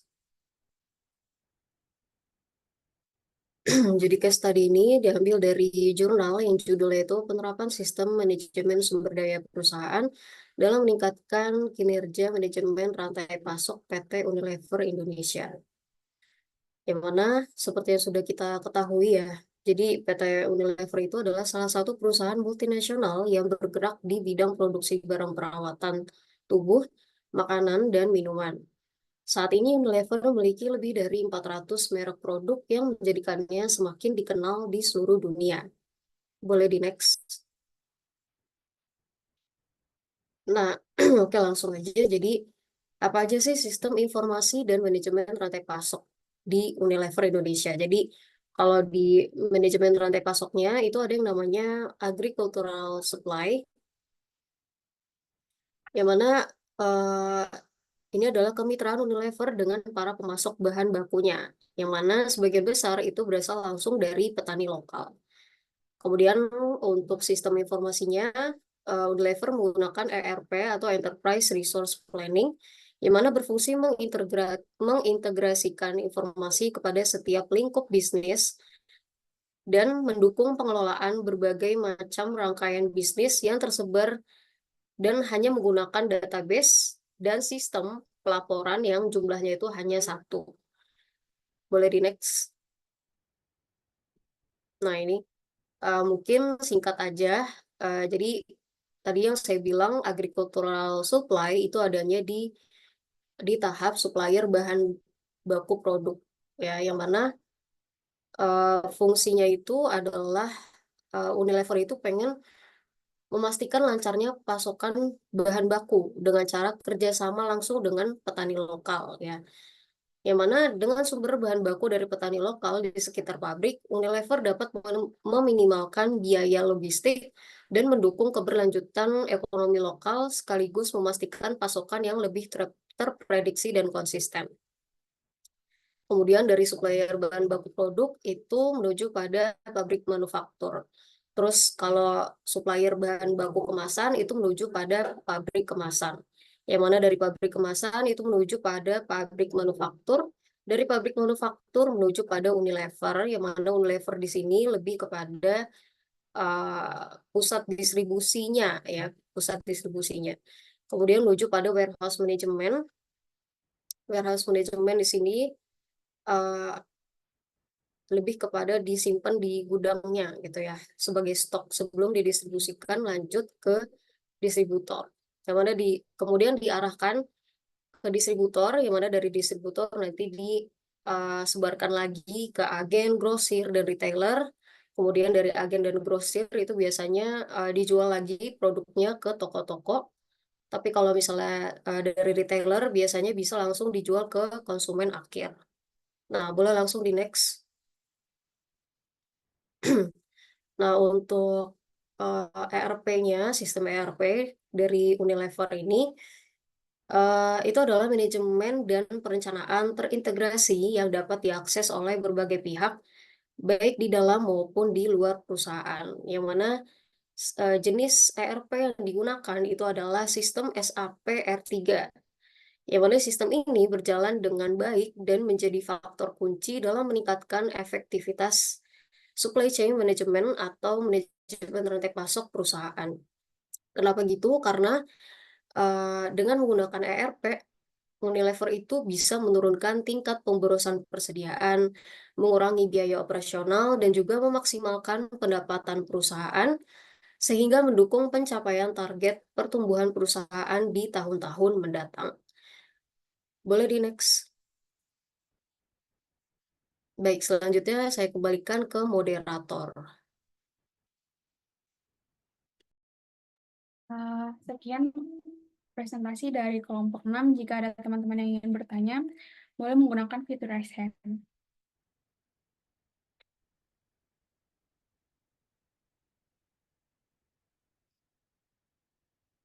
Boleh langsung pertanyaan dari Tiara. Oke, sebelumnya makasih buat kelompok yang udah presentasi. Saya Madi Tiara izin bertanya. Tadi kan ada dijelasin tentang just in time di sektor ya, sektor retail ya. Nah, apa tantangan utama dalam implementasi sistem just in time di sektor retail online dibandingin sama retail yang fisik? Terima kasih. Terima kasih. Selanjutnya Alma. Oke, makasih kelompok penyaji atas paparannya. Mau nanya terkait sistem ERP yang tadi, kalau dalam penyederhanaan alur kerja dalam berbagai fungsi rantai pasokan kayak produksi, distribusi, sama logistik, untuk memastikan produk sampai ke konsumen lebih cepat dan lebih efisien tuh gimana ya? Itu aja, makasih. Terima kasih. Boleh dilanjut, Iken. Oke, terima kasih kesempatannya. Saya izin bertanya tentang reverse supply chain. Pertanyaannya, apa tantangan yang dihadapi perusahaan dalam mengelola reverse supply chain, khususnya dalam hal logistik dan pengembangan produk? Itu aja. Terima kasih. Terima kasih. Boleh Giovanni. Oke, baik. Terima kasih. Saya izin bertanya mengenai materi vendor manage inventory and collaborative planning, forecasting, and replenishment. Jadi, gimana sih CPFR ini mendukung pengambilan keputusan berbasis data dalam VMI untuk merespon perubahan tren konsumen secara real time. Itu aja. Kasih. Baik, terima kasih. Boleh Selin Pardosi. Baik, di sini saya mau bertanya tentang seberapa besar ketergantungan sistem just in time atau JITA pada hubungan yang kuat dengan pemasok, dan apa yang terjadi jika salah satu pemasok itu mengalami gangguan. Terima kasih. Terima kasih. Boleh Alaika.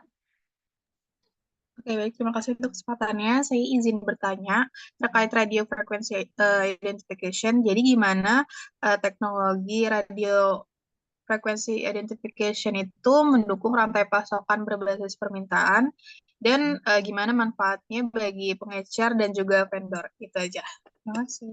Terima kasih. Boleh Kak Hendra. Ya, terima kasih atas kesempatannya. Saya ingin bertanya mengenai dropshipping. Nah, apa dampak dari ketergantungan pada pemasok pihak ketiga dalam dropshipping terhadap fleksibilitas dan ketahanan rantai pasokan perusahaan? Terima kasih. Terima kasih. Baik, terima kasih untuk teman-teman yang sudah bertanya untuk mengefisiensikan waktu. Pertanyaannya akan dijawab melalui Word dan di-share di grup. Terima kasih. Sekian presentasi dari kelompok kami.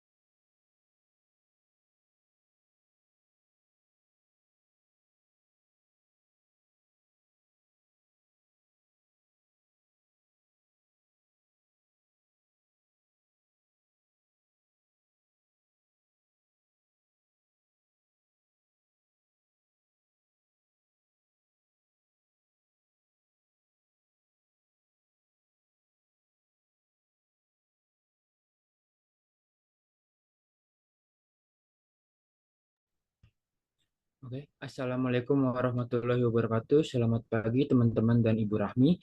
Kami dari kelompok 7 akan mempresentasikan materi dari Customer Relationship Management. Boleh di next.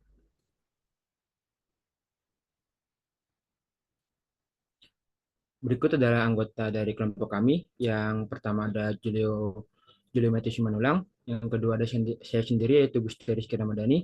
Yang ketiga ada Muhammad Fikri Eka Saputra. Yang keempat ada David Dick, yang kelima ada Febrian Wijanarko, dan yang terakhir ada Ibnu Haiban. Boleh di next. Berikut adalah materi yang akan kelompok kami bahas. Boleh di next. Untuk materi pertama yaitu the CRM process. Fokusnya adalah mengembangkan loyalitas dan pembelian berulang dari pelanggan terbaik.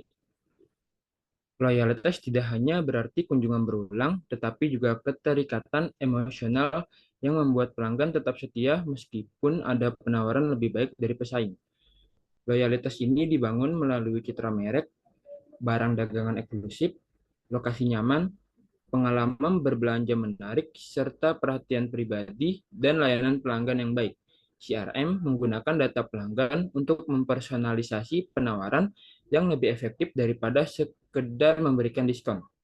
Pengecer perlu fokus pada strategi CRM untuk menciptakan hubungan pribadi yang mendalam dengan pelanggan, memberikan pengalaman berbelanja yang dipersonalisasi, dan menawarkan nilai lebih daripada sekedar diskon.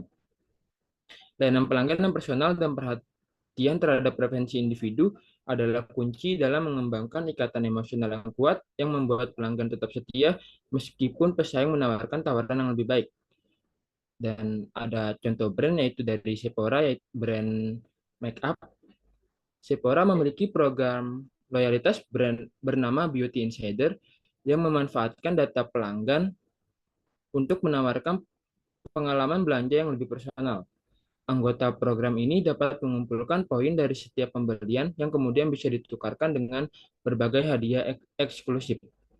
Melalui CRM, Sipora mengumpulkan data mengenai preferensi produk, riwayat pembelian, dan kebiasaan belanja pelanggan. Dengan informasi ini, mereka mengirimkan rekomendasi produk yang dipersonalisasi penawaran khusus dan undangan untuk event eksklusif. Program ini menciptakan keterikatan emosional dengan pelanggan, meningkatkan loyalitas, dan mendorong pembelian berulang. Boleh di next. Selanjutnya yaitu overview of the CRM process. Yang pertama adalah collecting consumer data, yaitu dalam pengumpulan data konsumen, CRM membantu perusahaan mengumpulkan, menyimpan, dan menganalisis informasi penting tentang pelanggan, seperti riwayat pembelian, preferensi, dan perilaku. Data ini digunakan untuk meningkatkan pengalaman pelanggan, memperkuat hubungan, dan mempersonalisasi pemasaran serta layanan yang diberikan. Untuk yang kedua ada analyzing customer data and identifying target customer, yaitu menganalisis data pelanggan dalam CRM melibatkan pengumpulan dan evaluasi data seperti riwayat pembelian, preferensi, dan interaksi pelanggan. Proses ini membantu mengidentifikasi pelanggan yang paling potensial atau target customer, memungkinkan perusahaan membuat strategi pemasaran yang lebih tepat sasaran, dan meningkatkan retensi pelanggan. Untuk yang ketiga itu developing CRM programs, yaitu mengembangkan program CRM melibatkan pembuatan strategi dan sistem untuk mengelola hubungan pelanggan secara efektif. Program ini dirancang untuk meningkatkan interaksi dengan pelanggan melalui pengumpulan data, personalisasi layanan, dan otomatisasi proses pemasaran serta penjualan. Langkah-langkah utama dalam pengembangan CRM meliputi pemilihan platform CRM yang tepat, integrasi dengan sistem bisnis lainnya, pelatihan staf, dan penyesuaian program sesuai dengan kebutuhan spesifik pelanggan dengan tujuan untuk meningkatkan kepuasan, loyalitas, dan nilai pelanggan. Untuk yang terakhir yaitu implementing CRM program, yaitu mengimplementasikan program CRM melibatkan penerapan sistem dan strategi CRM dalam operasi bisnis sehari-hari.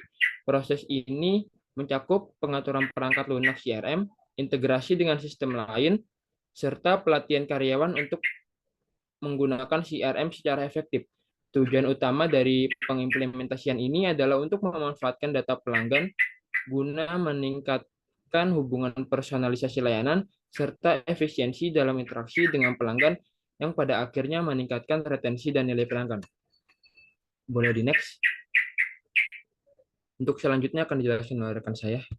Oke, selanjutnya ini adalah collecting customer shopping data yang terbagi menjadi 3, yaitu data warehouse, identifying information, dan privacy and CRM programs. Boleh di next.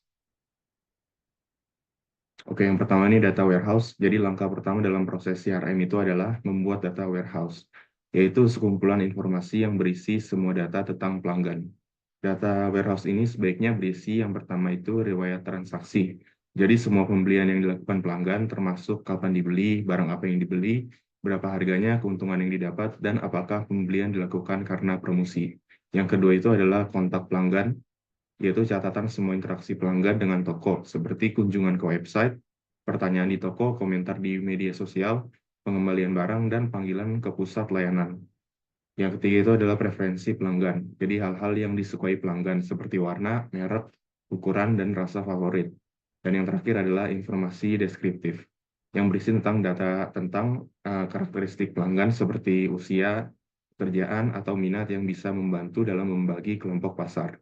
Penting bagi toko untuk menggabungkan data dari semua anggota rumah tangga agar bisa memberikan pelayanan yang lebih baik, seperti melacak pembelian pasangan untuk membantu memilihkan hadiah.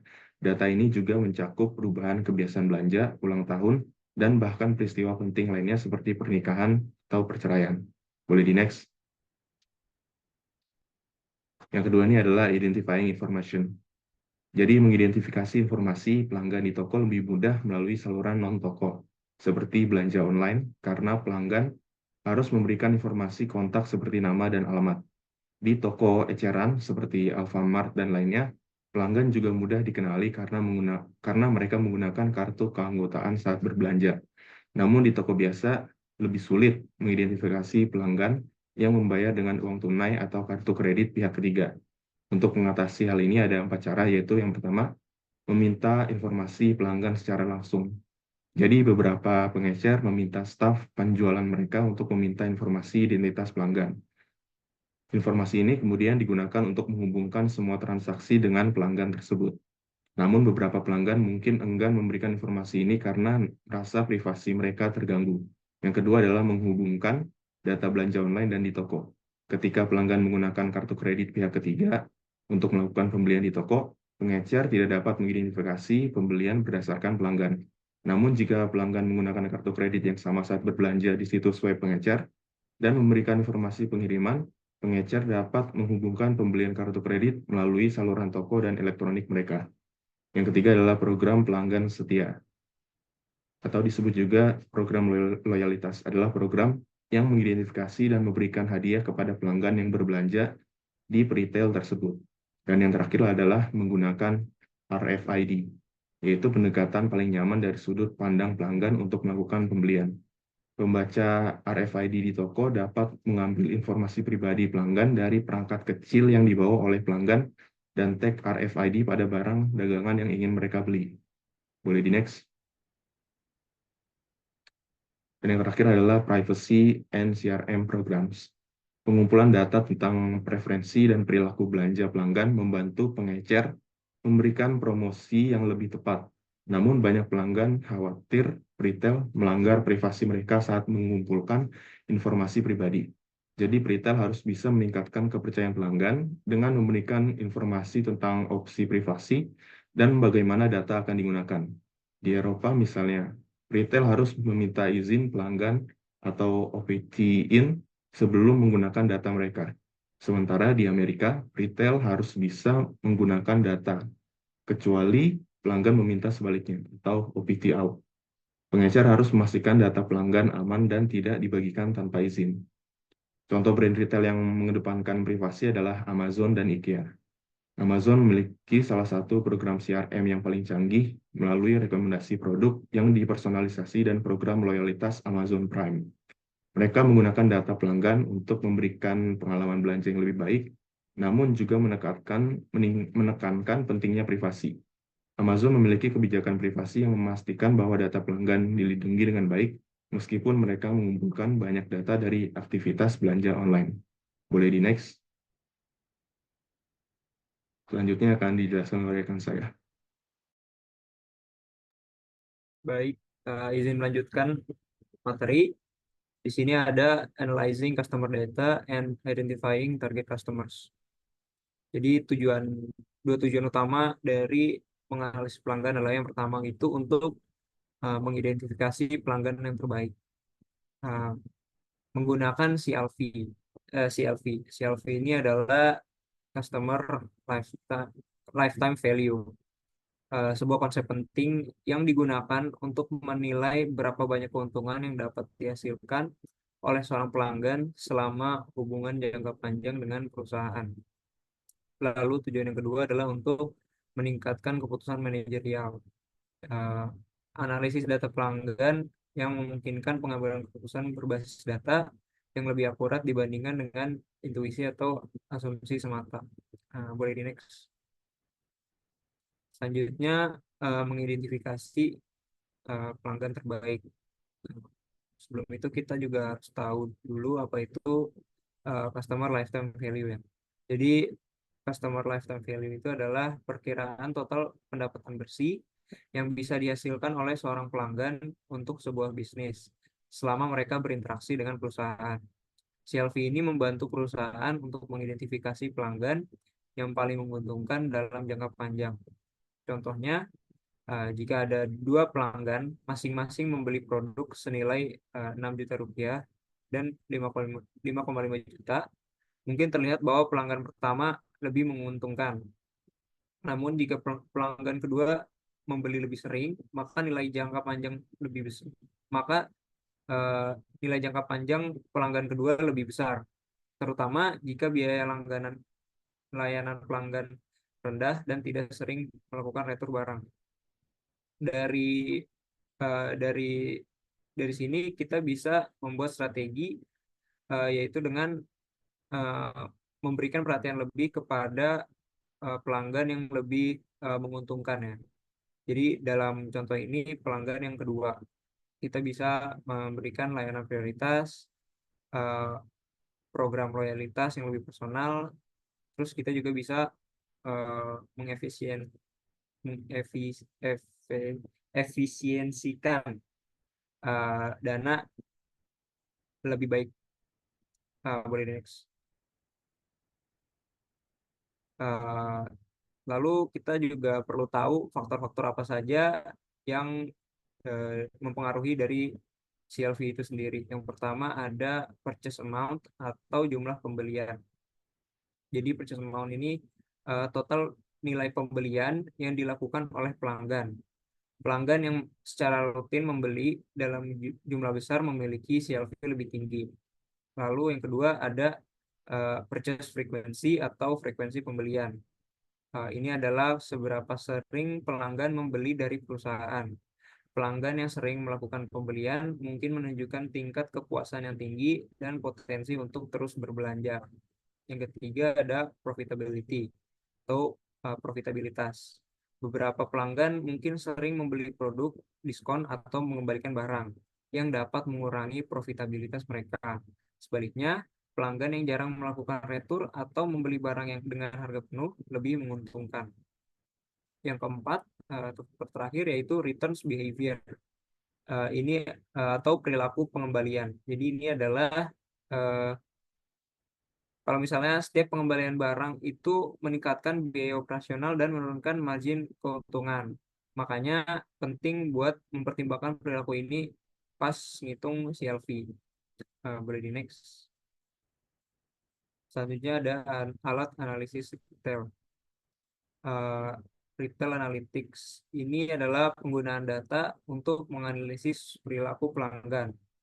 Ada data mining. Data mining ini adalah proses mengekstrak pola-pola penting dari sejumlah besar data. Dalam konteks retail, data mining digunakan untuk memahami perilaku belanja pelanggan, preferensi produk, dan tren pembelian.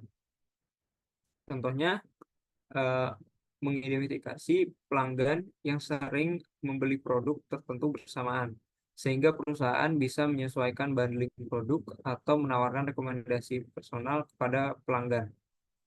Boleh next. Selanjutnya ada retail analytics. Analisis ini melihat pola produk apa saja yang sering dibeli bersama oleh pelanggan dalam satu kunjungan belanja.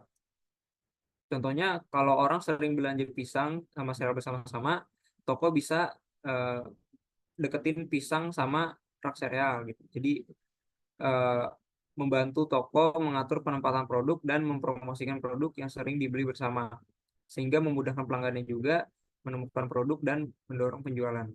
Kedua ada targeting promotions. Analisis ini membantu toko memahami kombinasi produk yang dibeli bersama untuk membuat promosi yang lebih efektif. Contohnya, kalau jika banyak pelanggan membeli sampo dan conditioner dari merek tertentu bersamaan, toko bisa memberikan diskon khusus untuk di conditioner sambil menjual sampo dengan harga penuh, karena mereka tahu pelanggan akan cenderung membeli keduanya. Lalu yang ketiga ada assortment planning.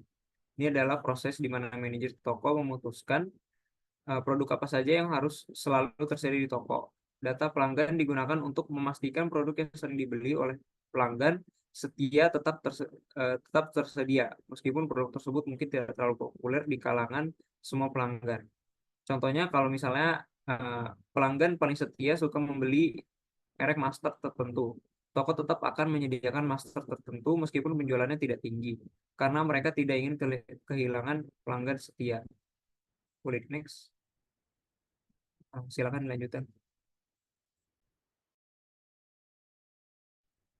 Oke, selanjutnya saya ingin menjelaskan terkait developing CRM through Frequent Shopper Programs yang dibagi menjadi 3, yaitu apa Frequent Shopper Programs, keefektifan Frequent Shopper Programs, dan bagaimana membuat Frequent Shopper Programs menjadi lebih efektif. Boleh di next. Sebelumnya apa itu frequency over programs? Mungkin biar gampang saya nyebutnya loyalty program saja. Jadi loyalty programs itu merupakan sebuah program atau strategi dari suatu usaha atau retailer dalam mengidentifikasi dan menyediakan rewards kepada pelanggan yang membeli produk dari usaha tersebut. Nah, itu ada contohnya 3 retail ini. Yang pertama itu ada Gramedia, Indomaret, dan Alfamart, yang mana mereka memberikan loyalty programs-nya berupa rewards point yang bisa ditukar oleh voucher atau diskon. Boleh di next. Selanjutnya, apakah bisa dikatakan jika loyalty programs merupakan cara yang efektif dalam meningkatkan loyalitas pelanggan? Bisa dibilang nggak juga. Kenapa? Yang pertama, sudah ada banyak brand yang menggunakan cara ini. Kayak tadi kan contohnya ada Gramedia, ada Alfamart, dan Indomart, yang dimana mereka menggunakan metode yang sama kan. Jadinya bisa dibilang, ya ini merupakan rahasia umum gitu. Jadi semua brand udah menggunakan cara ini. Yang kedua itu rata-rata brand yang menggunakan cara ini tidak memberikan kelebihan yang berarti. Contohnya, contoh kelebihannya tuh mungkin kayak antara member baru sama member yang udah lama itu tuh nggak ada perbedaan sama sekali. Misalnya member yang udah lama karena mereka member, mereka setiap pembelian mendapatkan cashback 10%. Ya member baru tinggal daftar member aja biar dapat cashback 10%. Jadi kan itu nggak ada kelebihan yang benar-benar berarti gitu. Nggak ada perbedaan yang signifikan antara member yang baru dan member yang lama. Yang ketiga, cara ini mudah ditiru, sama seperti poin pertama, sudah ada banyak brand yang menggunakan cara ini. Yang keempat itu biaya yang dibutuhkan untuk menjalankan program ini sangat mahal. Ya bisa dilihat dari kayak misalnya ada retail yang pengen istilahnya bakar duit besar-besaran, ngasih diskon, ngasih cashback, itu tentu menggunakan biaya yang sangat mahal. Yang kelima, memiliki risiko yang tinggi. Ini mengacu pada persepsi pelanggan. Misalnya, contoh, misalnya Indomaret ngasih diskon 10% untuk membernya setiap pembelian. Namun ternyata Indomaret tuh nyadarin kalau hal itu tuh sangat ngerugin banget. Alhasil mereka nurunin dari 10% ke 5%. Nah, itu kan kayak bisa nimbulin persepsi negatif konsumen kepada brand Indomaret, kepada perusahaan Indomaret. Kurang lebih seperti itu. Boleh di next. Nah, lalu bagaimana cara membuat loyalty programs biar jadi lebih efektif? Yang pertama, tawarkan rewards berbentuk tier. Kalau teman-teman tahu contoh rewards berbentuk tier itu kayak misalnya member yang transaksi katakanlah di bawah 1 juta itu tiernya bronze, di atas 1 juta itu silver, atau 5 juta ke atas jadi gold. Nah itu kan kayak customer tuh ngerasa spesial gitu. Mereka udah belanja banyak, terus kayak rewards yang didapat juga variatif tergantung apa sama duit atau belanja yang udah mereka keluarin. Yang kedua, perlakukan customer loyal secara VIP. Ini mengacu pada perbedaan antara mungkin ya member dan gak member. Jadi kalau misalnya member, mereka tuh terasa gitu lebih eksklusif gitu. Diperlakuinnya lebih spesial. Yang ketiga itu tawarkan pilihan rewards. Ini mengacu pada misalnya tadi tier bronze, itu dipukul rata, misalnya dapat diskon 10%. Mungkin biar lebih efektif, dibuat variasi yang setara dengan 10%, katakanlah bisa cashback 5%, atau bisa ditukar voucher yang lebih istilahnya relevan di barang-barang tertentu, dan lain-lainnya. Kemudian cara yang keempat itu berikan hadiah tiap transaksi. Ini mengacu pada mungkin contohnya Indomaret. Kayak dia kan ngasih hadiah tuh kayak misalnya beli satu gratis satu tuh di barang-barang tertentu doang. Nah, mungkin bisa jadi saran ya, nggak di barang tertentu doang, tapi kayak di barang-barang yang emang sekiranya lebih relevan dan banyak dibeli oleh customer. Jadi kan customer ngerasanya Indomaret tuh ngerti gitu cara memperlakukan dia, yang mana ngasih promo di barang-barang yang sekiranya relevan. Yang kelima, buat program ini simple dan transparan. Ini mengacu tadi yang di sisi resiko. Soalnya kan apa namanya? Hal-hal kayak gini perlu tetap apa ya, perlu transparansi, kayak misalnya pengen nurunin diskon yang sebelumnya 10% jadi 5%. Nah itu tetap harus berkabar ke konsumen istilahnya. Terus juga buat program ini simple, simple dalam artian lebih dimengerti, caranya mudah dilakukan, dan berbagai macam hal lainnya. Boleh di next. Selanjutnya ini ada contoh kasus dari penerapan loyalty programs atau frequency over programs dalam upaya meningkatkan loyalitas pelanggan. Ini ngambil contoh dari Target. Target merupakan salah satu perusahaan retail terkenal asal Amerika Serikat. Mungkin teman-teman lebih tahunya itu Walmart. Perusahaan ini memiliki frequency over program atau loyalty program sendiri yang dikenal dengan Target Circle. Keuntungan Target Circle itu diantaranya ya kurang lebih sama ya seperti perusahaan retail lain kayak cashback 1% di tiap pembelian, mendapat diskon 5% saat pelanggan berulang tahun, dan berbagai macam hal lainnya. Tapi ada satu perbedaan di target circle. Yang pertama, perbedaan tersebut adalah target circle community giving. Jadi target circle community giving itu merupakan upaya yang dilakukan target dalam membantu komunitas atau organisasi non-profit yang mana member target berperan besar dalam voting komunitas atau organisasi yang ingin dibantu target. Jadi dengan kata lain, target itu ngajak member-member target circle buat kayak berkontribusi kira-kira perusahaan apa, komunitas apa yang sekiranya bisa dibantu buat lebih baik, buat dibantu berkembang. Jadi kan di situ kayak pelanggan ngerasa kalau dia itu spesial gitu, dikasih hak buat nentuin kira-kira komunitas atau organisasi apa yang bisa dibuild gitu melalui target. Boleh di next? Selanjutnya akan dijelaskan oleh rekan saya. Oke, selanjutnya ini adalah materi terakhir dari kelompok kami, yaitu Implementing CRM Programs, yang terdiri dari Customer Pyramid, Customer Retention, Customer Conversion, dan Dealing with Unprofitable Customers. Boleh di next. Customer Pyramid adalah model segmentasi pelanggan yang membagi basis pelanggan ke dalam kelompok-kelompok berdasarkan kontribusi nilai mereka terhadap bisnis. Model ini didasarkan pada prinsip bahwa tidak semua pelanggan memberikan nilai yang sama. Beberapa pelanggan memberikan kontribusi yang lebih besar terhadap pendapatan dan keuntungan perusahaan dibandingkan dengan yang lain. Nah, dengan menggunakan customer pyramid, perusahaan dapat memprioritaskan sumber daya dan upaya pemasaran untuk mengelola dan pemasaran untuk melayani pelanggan dengan cara yang lebih efektif. Sesuai dengan kontribusi mereka, piramida ini juga membantu perusahaan mengidentifikasi kelompok pelanggan yang layak diberikan perhatian ekstra dan yang mungkin lebih baik ditangani dengan strategi yang berbeda, karena mungkin menyebabkan kerugian. Nah, ini ada struktur customer pyramidnya. Customer pyramid ini biasanya dibagi menjadi 4 tingkat, dari pelanggan dengan nilai tertinggi hingga pelanggan dengan nilai terendah. Yang pertama itu ada platinum tier. Ini adalah pelanggan terbaik perusahaan yang memberikan nilai tertinggi dalam hal kontribusi pendapatan dan loyalitas. Mereka sering bertransaksi, membeli dalam jumlah besar, dan cenderung sangat loyal. Nah, karakteristiknya itu frekuensi pembelian tinggi, volume pembelian besar, dan biaya akuisisi rendah karena sudah sangat terlibat dengan merek. Strategi CRM-nya, layanan pelanggan premium seperti akses prioritas, layanan personalisasi, atau layanan khusus. Kemudian yang kedua ada gold tier. Nah, pelanggan pada tingkat ini memberikan kontribusi yang signifikan, namun sedikit di bawah pelanggan platinum. Mereka mungkin tidak setia atau sering bertransaksi seperti pelanggan platinum, tapi masih sangat berharga bagi bisnis. Nah, karakteristiknya itu seperti frekuensi pembelian sedang hingga tinggi. Volume pembelian cukup besar, tetapi tidak sebesar pelanggan platinum. Nah, strategi CRM-nya itu penawaran promosi yang bertujuan untuk meningkatkan frekuensi pembelian mereka. Kemudian ada iron tier. Pelanggan di segmen ini memberikan kontribusi yang lebih rendah terhadap pendapatan. Mereka mungkin hanya melakukan pembelian sesekali atau dalam volume yang sangat kecil. Meski demikian, mereka tetap penting untuk dipertahankan karena mereka bisa menjadi sumber pendapatan masa depan atau dapat direkomendasikan ke pelanggan lain.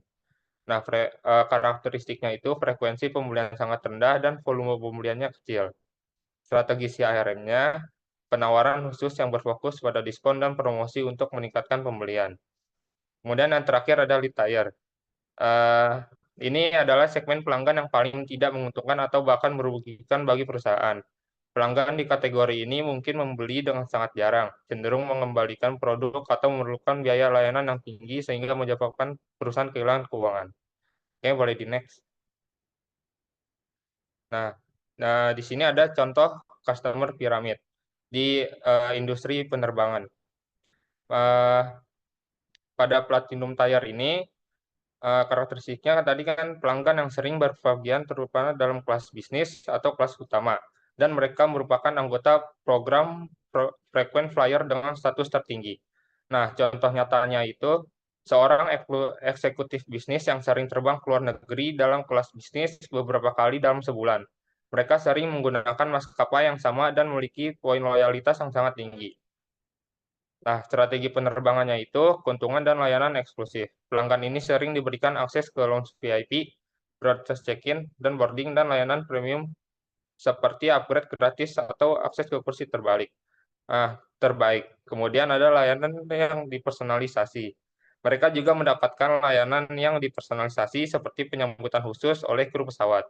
Kemudian yang terakhir ada diskon eksklusif. Mereka mungkin juga mendapatkan diskon khusus untuk penerbangan tertentu atau undangan ke acara eksklusif maskapai.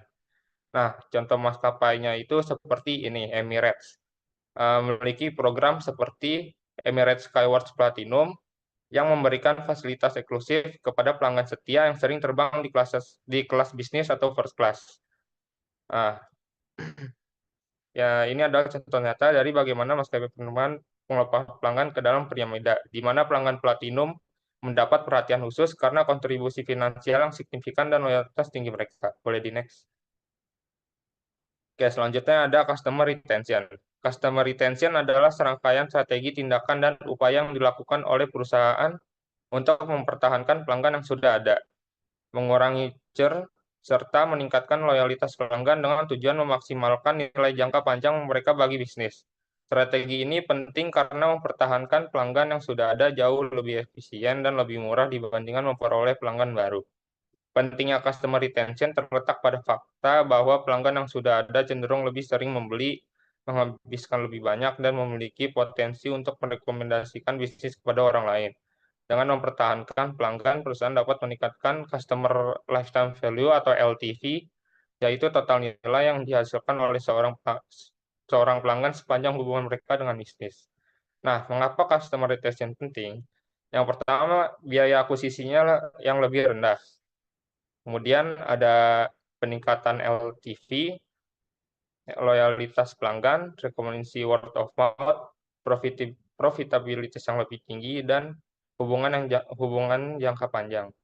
Kemudian strategi untuk meningkatkan customer retention, yang pertama itu ada pelayanan pelanggan yang unggul, program loyalitas, onboarding yang efektif, feedback pelanggan dan survei kepuasan, dan yang terakhir membangun komunitas pelanggan. Boleh di next. Nah, ini ada contoh nyata customer retention pada Starbucks Rewards Program. Strategi retensinya, yang pertama, Starbucks Reward Program. Starbucks menciptakan program loyalitas bernama Starbucks Rewards, di mana pelanggan yang sering membeli kopi atau produk lain dari Starbucks dapat mengumpulkan bintang atau poin setiap kali mereka melakukan pembelian. Semakin sering pelanggan membeli, semakin banyak bintang mereka kumpulkan. Kemudian ada benefit. Pelanggan bisa menukar bintang tersebut untuk mendapatkan minuman gratis, makanan gratis, atau hadiah lainnya. Program ini juga memberikan penawaran eksklusif kepada anggota rewards. Kemudian pengalaman yang dipersonalisasi. Selain itu, Starbucks juga menggunakan data dari anggota rewards untuk memberikan rekomendasi dan penawaran yang dipersonalisasi berdasarkan preferensi pelanggan. Misalnya, jika seorang pelanggan sering membeli minuman tertentu, mereka bisa menerima diskon khusus untuk produk yang serupa. Yang terakhir ada gamifikasi. Starbucks juga menggunakan elemen gamifikasi dalam program ini di mana pelanggan diajak untuk mencapai level status tertentu. Misalnya Gold Member, yang memberi mereka lebih banyak keuntungan. Ini membuat pelanggan terus termotivasi untuk berbelanja lebih sering agar naik level. Nah, hasil. Yang pertama itu peningkat loyalitas. Program ini sangat efektif dalam meningkatkan loyalitas pelanggan. Pelanggan yang tergabung dalam Starbucks Rewards lebih sering datang ke gerai, dan mereka cenderung menghabiskan lebih banyak uang per kunjungan dibandingkan pelanggan yang tidak terdaftar. Kemudian retensi pelanggan. Dengan memberikan insentif dan penghargaan yang menarik, Starbucks berhasil mempertahankan pelanggan mereka dari berpindah ke merek lain.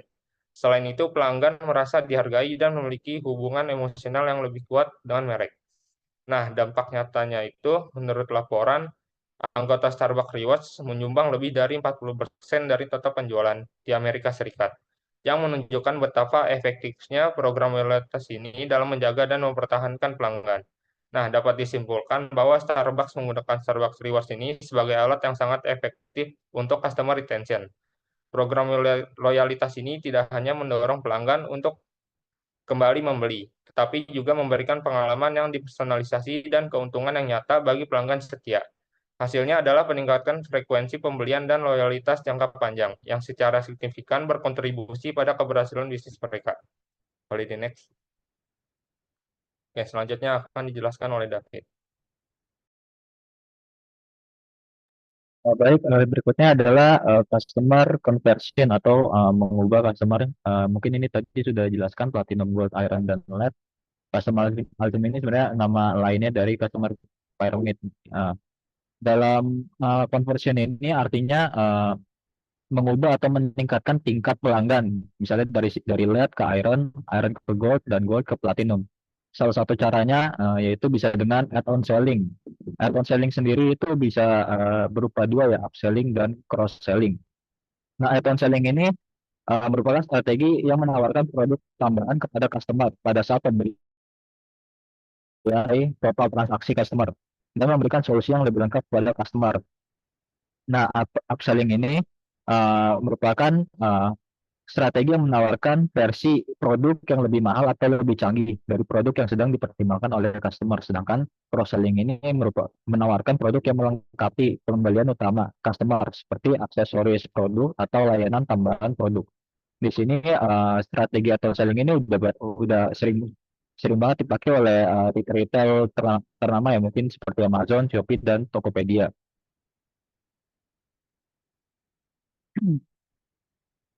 Yang terakhir itu dealing with unprofitable customer. Nah, customer lapis yang paling bawah tadi yaitu lead customer itu memiliki customer lifetime value yang negatif. Yang artinya retail itu mengalami kerugian setiap kali customer ini membeli barang mereka. Nah, seperti apa kerugiannya itu ada pertama itu dari return fraud. Nah, return fraud ini mengacu pada metode penipuan yang menyalahgunakan proses pengembalian barang atau refund. Beberapa kebijakan pengembalian barang return mungkin mengharuskan adanya receipt atau bukti bukti pembelian, sementara yang lain mungkin meminta produk dalam kemasan aslinya. Jika customer mengembalikan barang dan mendapatkan pengembalian uang tanpa berhak menerimanya, hal tersebut merupakan return fraud.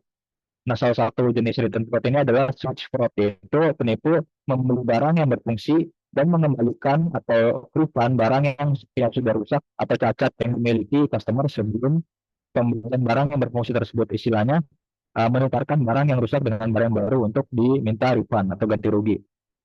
Nah, untuk yang kedua selain return fraud itu ada customer yang berhenti membeli untuk jangka waktu tertentu, kemudian kembali berlangganan.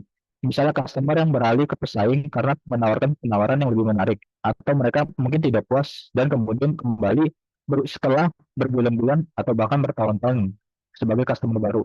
Nah, menurut buku referensi, proses perolehan kembali atau reacquisition customer tersebut membutuhkan biaya tambahan yang tentunya merugikan retailer.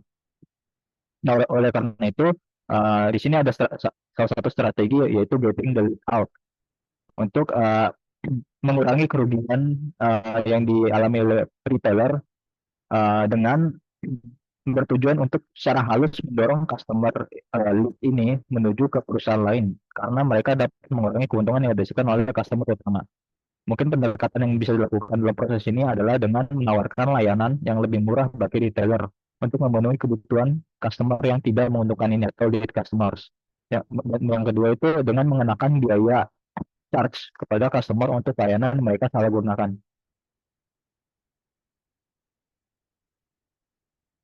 Mungkin sekian presentasi dari kelompok kami. Jika ada yang ingin bertanya boleh.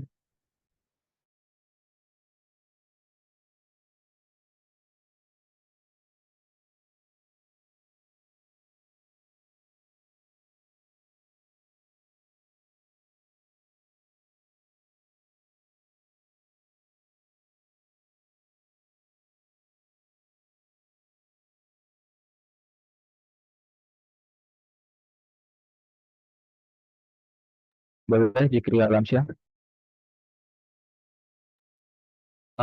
Sebelumnya terima kasih atas presentasinya dan kesempatannya. Saya izin bertanya. Tadi kan sempat dijelasin juga tentang customer retention ya. Eh, ada nggak sih hambatan yang sering dihadapi saat perusahaan retail itu berusaha untuk melakukan customer retention itu sendiri? Gitu. Terima kasih. Itu aja. Baik, terima kasih atas pertanyaannya. Mungkin boleh selanjutnya ke Bagus Alfarik. Baik, terima kasih atas kesempatannya. Saya ingin bertanya, tadi kan sudah dijelaskan oleh Fikri kalau nggak salah, tentang target circle community giving yang disebutkan dalam materi yang saya pikir merupakan contoh gamifikasi social impact. Jadi inti pertanyaannya adalah bagaimana efektivitas strategi ini dibandingkan dengan program CSR tradisional, dan juga apa tantangan dalam mengukur ROI dari inisiatif sejenis tersebut. Itu saja, terima kasih.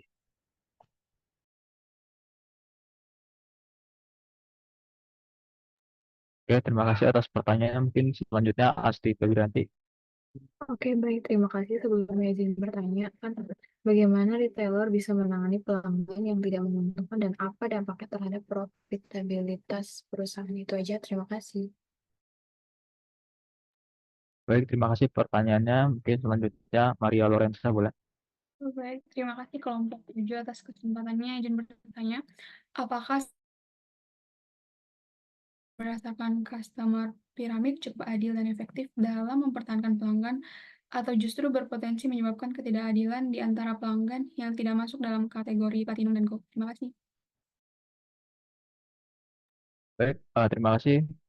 Berikutnya Abinaya Akbar. Baik, terima kasih untuk kelompok 7 yang sudah mempresentasikan materinya dengan sangat baik.